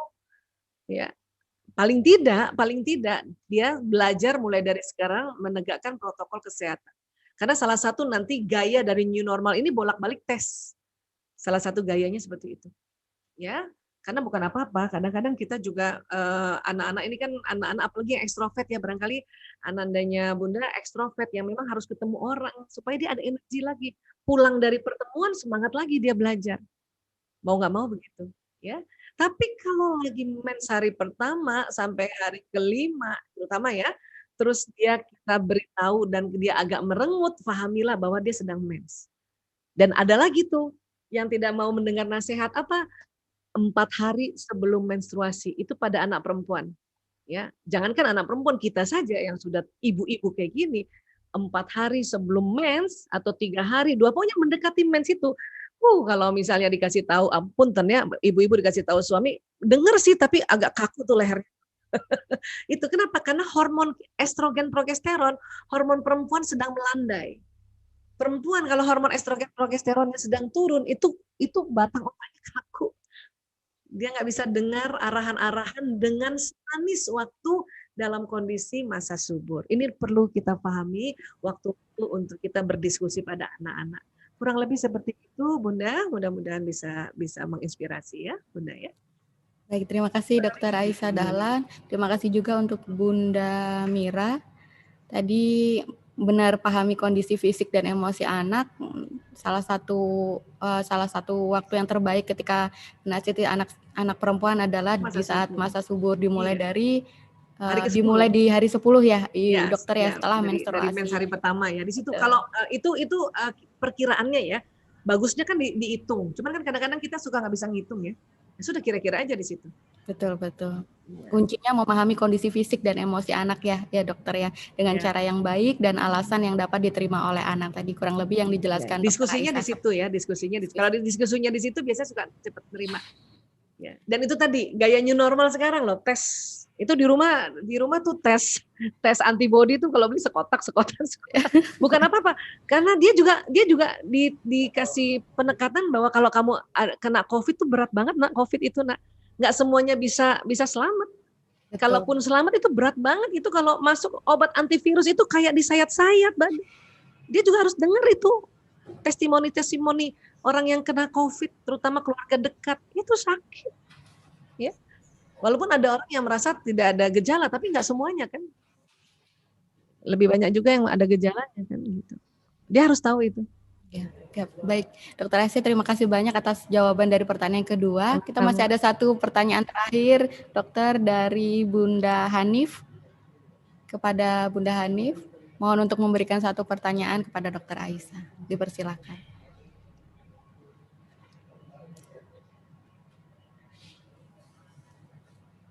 Assalamualaikum warahmatullahi wabarakatuh, Bunda Aisyah. Waalaikumsalam warahmatullahi wabarakatuh. Bunda Wabarakatuh. Hanif. Aduh, mohon maaf, ini saya join karena sebenarnya saya bukan dari Global Islamic, bukan orang Masya Allah. Informasi ini, kajian. Saya dari SDM, Bunda. Oh, ya. Salam kenal.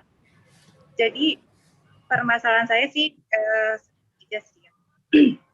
terkait dengan anak itu. Tadi mungkin ada sedikit disinggung juga sama Bunda Mira ya tentang masa remaja atau perempuan.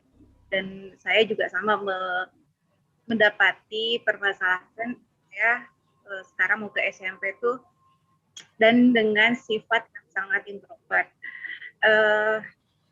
Permasalahannya adalah bagaimana sikap kita selain memang sabar gitu. Saya memang bekerja juga, suami saya juga bekerja, sehingga dia sendirilah di rumah yang seharusnya dia semangat belajar meskipun online, tapi lebih sering mungkin karena menimbulkan kebosanan itu dia dengan main game. Awalnya tidak pernah main game, tapi karena mungkin dia lebih sering berkomunikasi dengan teman-temannya via online, entah itu chat WA atau apapun, dalam tanda kutip terracuni oleh teman-temannya main games, sehingga sekarang mulai keranjingan itu ya main game sampai malam segala macam. Saya sudah mengingatkan, begitu juga ayahnya juga sudah mengingatkan. Nah, manakala ayahnya sedang dinas, sehingga kan yang berinteraksi saya, ketika saya mau bekerja, berangkat bekerja, dia masih main game dan agak sedikit susah karena memang sangat-sangat introvert, Bunda Aisyah. Jadi apa yang harus saya lakukan? Saya kadang kalau udah emosi, capek ya kalau untuk marah karena saya punya hipertensi, malah nanti saya naik, akhirnya saya malah nangis, Bunda. Itu aja sih. Yang jadi sikap seperti apa sih yang ini anak-anaknya laki-laki ya? Perempuan. Oh, perempuan. Bukan Hanif ya? Iya, perempuan. Sekarang dia mau ke SMP, jadi sekarang dia kelas 6. Itu aja mungkin Bunda. Kelas berapa? Kelas berapa? Kelas 6 SD. Oh, kelas 6. Tapi sudah akil balik, udah haid. Oh, iya, iya. Ya, tadi yang di masa subur saya sudah mencoba juga karena memang saya juga begitu. Suami saya sangat paham. Iya, gimana emaknya kalau dinasehatin. Kalau pas masa haid itu pasti nggak bisa masuk, malah baper lah ya segala macam. Jadi saya udah dikasih tahu sama suami saya begitu, saya coba, tapi ya lama-kelamaan karena saya juga bekerja gitu, melihat meninggalkan anak saya dengan kondisi main games, padahal dia harusnya mengerjakan tugas dan sebagainya, itu kadang membuat saya emosi. Itu aja sih. Terima kasih Bunda Aisyah. Bunda, sebentar, jangan ditutup dulu ya. Ya. Seandainya Ananda nggak main game di gadget, boleh main apa dong? Main apa? Yang diperbolehkan main apa?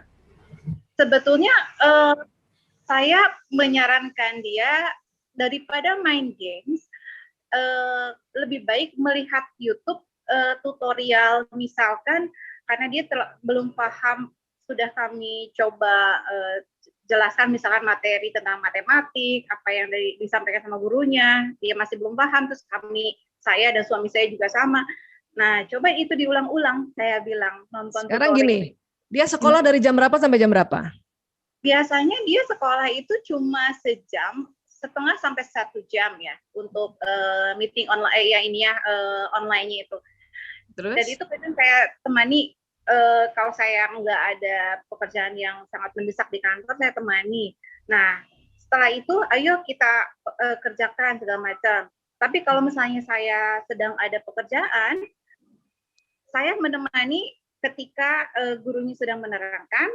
Biasanya nggak sampai selesai tuh saya berangkat kerja. Terus gimana? Sudah selesai belum tugasnya? Itu kan biasanya dikasih deadline ya Bunda, misalnya jam 12 atau jam 2 siang. Itu dia malah lebih sering no comment karena introvert. Dan saya tahu, asumsi saya, dia lagi main games gitu ya. Seperti itu. Jadinya Main gamenya apa? Bunda tahu nggak? Pernah ikut Legend. apa? Mobile Legend. Mobile Legend. Nah, sampai pada mainnya sama siapa? Sendiri. Saya dia sama, misalkan dia sama temennya sama online, saya nggak nanya detail.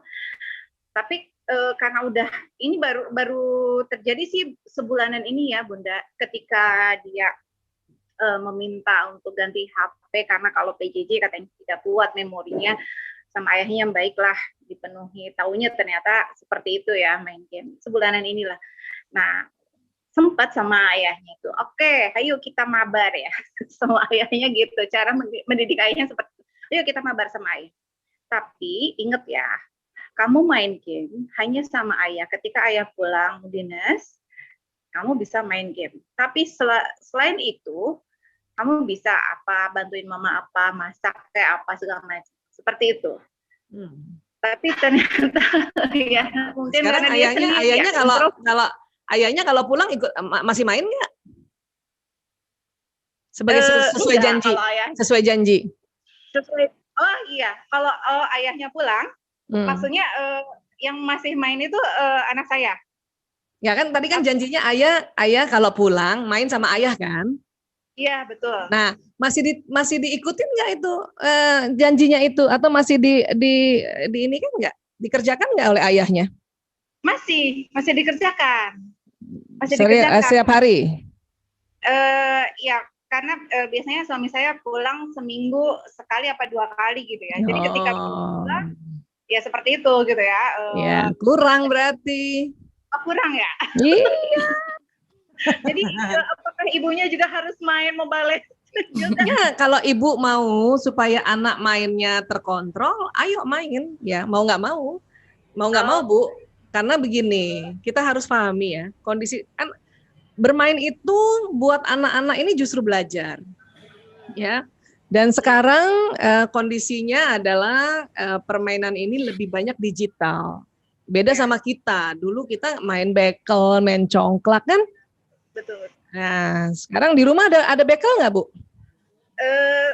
Tempo hari saya ada, tapi dia nggak suka. Yang pada akhirnya gimana ini mau disimpan? Enggak, kasihin aja ke orang. Iya. Makanya itu yang saya bilang, eranya bukan era itu kan? Memang eranya mereka ini kita harus sadari memang dia eranya era digital, ya kan? Jadi apa-apa dia mainnya adalah main digital. Itu dulu kita sadari, ya. Dan supaya ini sekarang umur berapa Ananda nih? 12, Bunda. Oh, lagi 12 tahun, lagi pancarobanya nih ya. Jadi dia berharap sebetulnya, karena watak yang introvert ini berharap apa coba?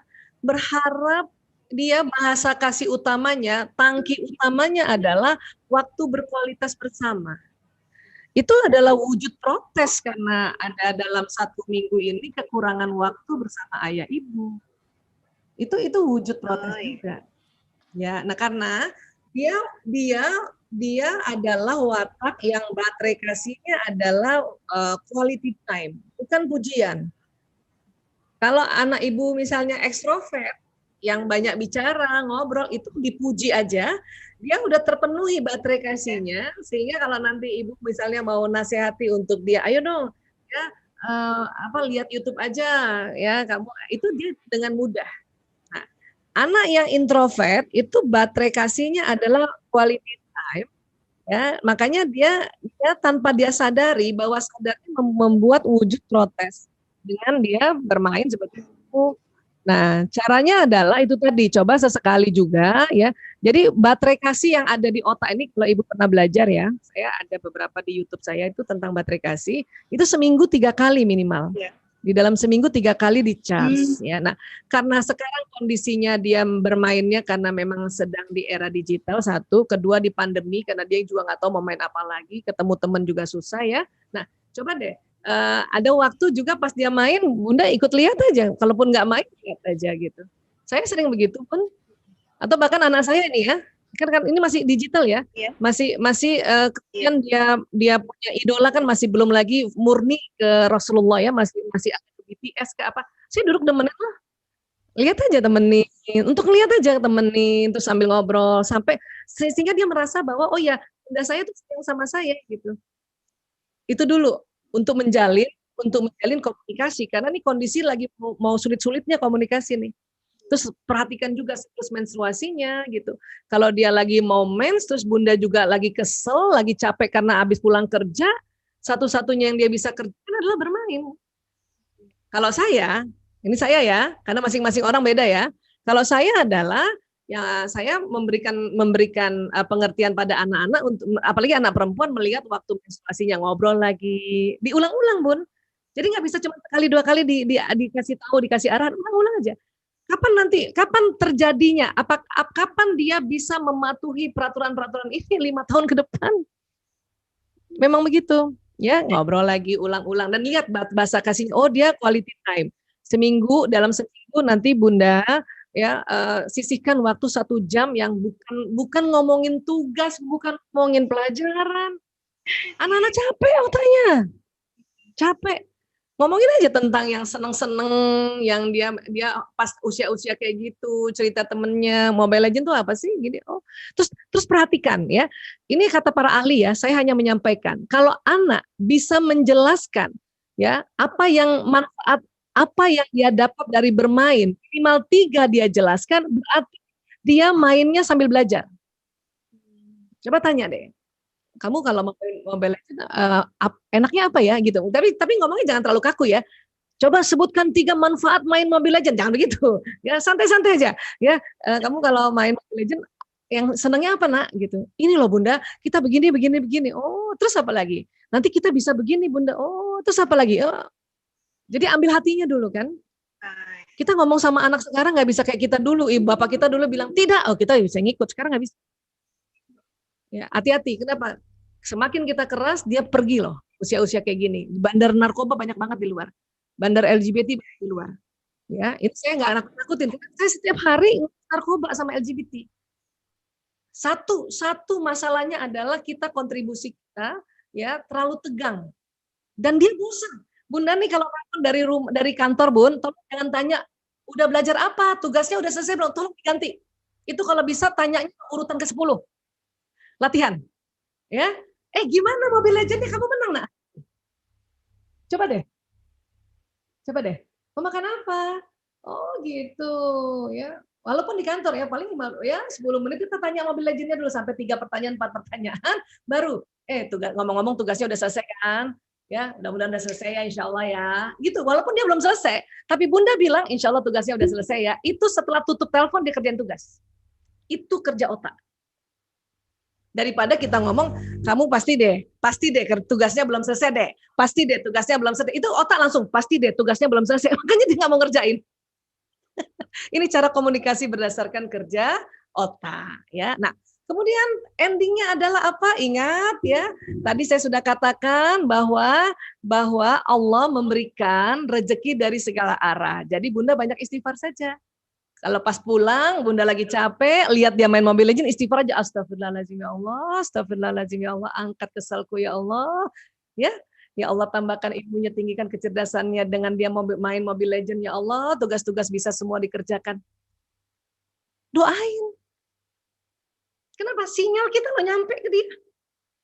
Saya mah begitu. Kenapa? Karena itu tadi sesuai tuntunan kok, dan saya belajar juga sinyal ini mempengaruhi. Ya.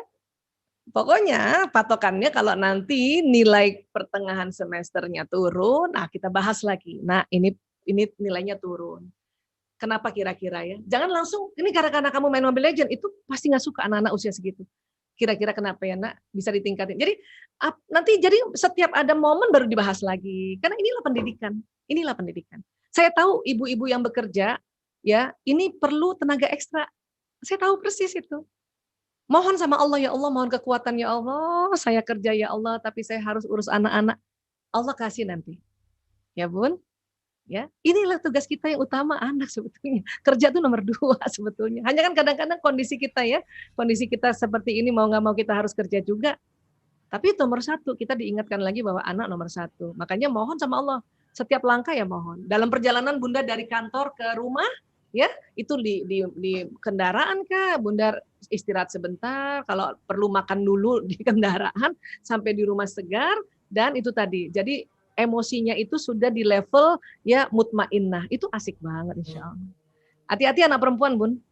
Anak perempuan usia-usia kayak gini sampai usia SMA musuhnya ibunya. Betul. Kenapa? Karena ibu kan udah ketakutan kan anaknya mens kan, makanya nasihat terus setiap hari. Itulah dia langsung dia ngeselnya minta ampun, apalagi pas lagi mau mens dinasehatin.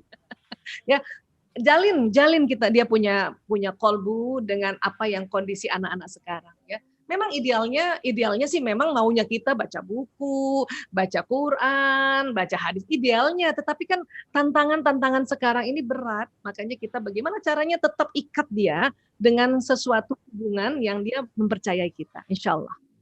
Ya Bun? Iya, sabar ya Bun, sampai nanti dia mahasiswi ya. Sampai mahasiswi ya Dokter Aisyah ya. Perjalanan nanti lihat deh. Allah. Hasilnya keren kalau kita menjalin hubungan baik dengan anak-anak dia di usia-usia sekarang. Insya Allah. Terima kasih banyak Dokter Aisyah. Terima kasih Bunda Hanif atas pertanyaannya. Semoga sehat-sehat juga putrinya juga. Ajak ngobrol berulang-ulang tadi ya, karena waktu kualitas bersama keluarga adalah salah satu kebutuhan anak-anak introvert. Ya, pas banget ini anandanya Bunda Hanif nih yang quality time baterai kasihnya. Bunda nanti searching YouTube saya tentang ini ya, bahasa kasih ya. Nanti belajar deh. Ya. Baik. Terima kasih banyak. Alhamdulillahirrabbilalamin, Bapak Ibu, terima kasih banyak atas pertanyaannya. Terima kasih juga kami haturkan sepenuhnya kepada Dr. Aisyah Dahlan atas waktu dan ilmu yang telah diberikan. Semoga Allah Subhanahu wa taala senantiasa memberikan rahmat dan keberkahan kepada Dr. Aisyah Dahlan beserta keluarga, ya Allah, amin. Dengan demikian nih Miss Yaya didoain aku. Saya ngefans sama Bunda, ya Allah. Ya Allah. Dengan demikian berakhirlah sesi tanya jawab ini. Acara selanjutnya adalah doa penutup. Kami kembali mengundang Ustadz Herizon untuk memimpin doa. Kepada beliau kami persilahkan. Ya Allah.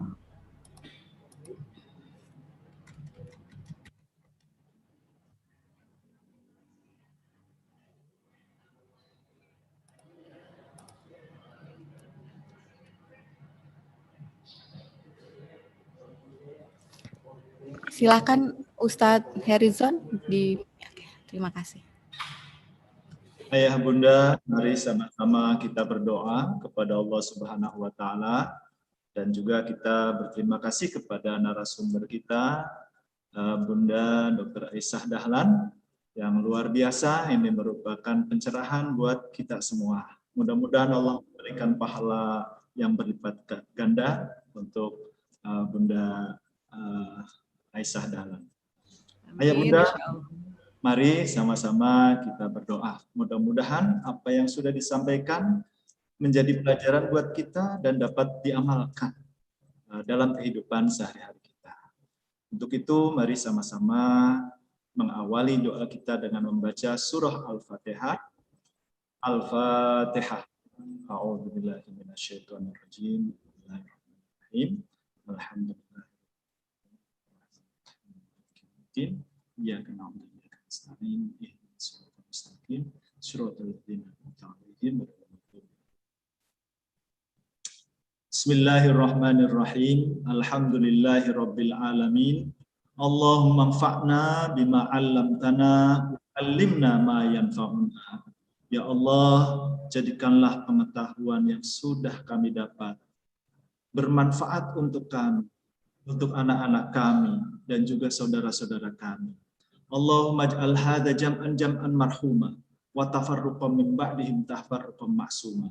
Ya Allah, jadikan kebersamaan ini kebersamaan penuh kasih sayang, dan jangan jadikan kebersamaan ini kebersamaan dalam kegelapan. Rabbana atina fid dunya hasanah wa fil akhirati hasanah wa qina adzabannar. Wa sallallahu ala sayyidina Muhammadin wa ala alihi washabihi ajma'in. Walhamdulillahi rabbil alamin. Assalamualaikum warahmatullahi wabarakatuh. Waalaikumsalam warahmatullahi wabarakatuh. Terima kasih banyak Ustadz Herizon. Baik Bapak dan Ibu, Ditunggu-tunggu selanjutnya adalah pengumuman door prize. Akan ada 5 buah door prize, yaitu saldo OVO dan atau GoPay sebesar Rp100.000 masing-masing. 3 door prize diberikan kepada 3 penanya di sesi tanya jawab atas nama Ibu Aine, Ibu Mira, dan juga Ibu Hanif. Dan 2 door prize diberikan kepada 2 peserta pertama yang join Zoom webinar parenting ini, yaitu Ibu Hadijah dan Ibu Diana.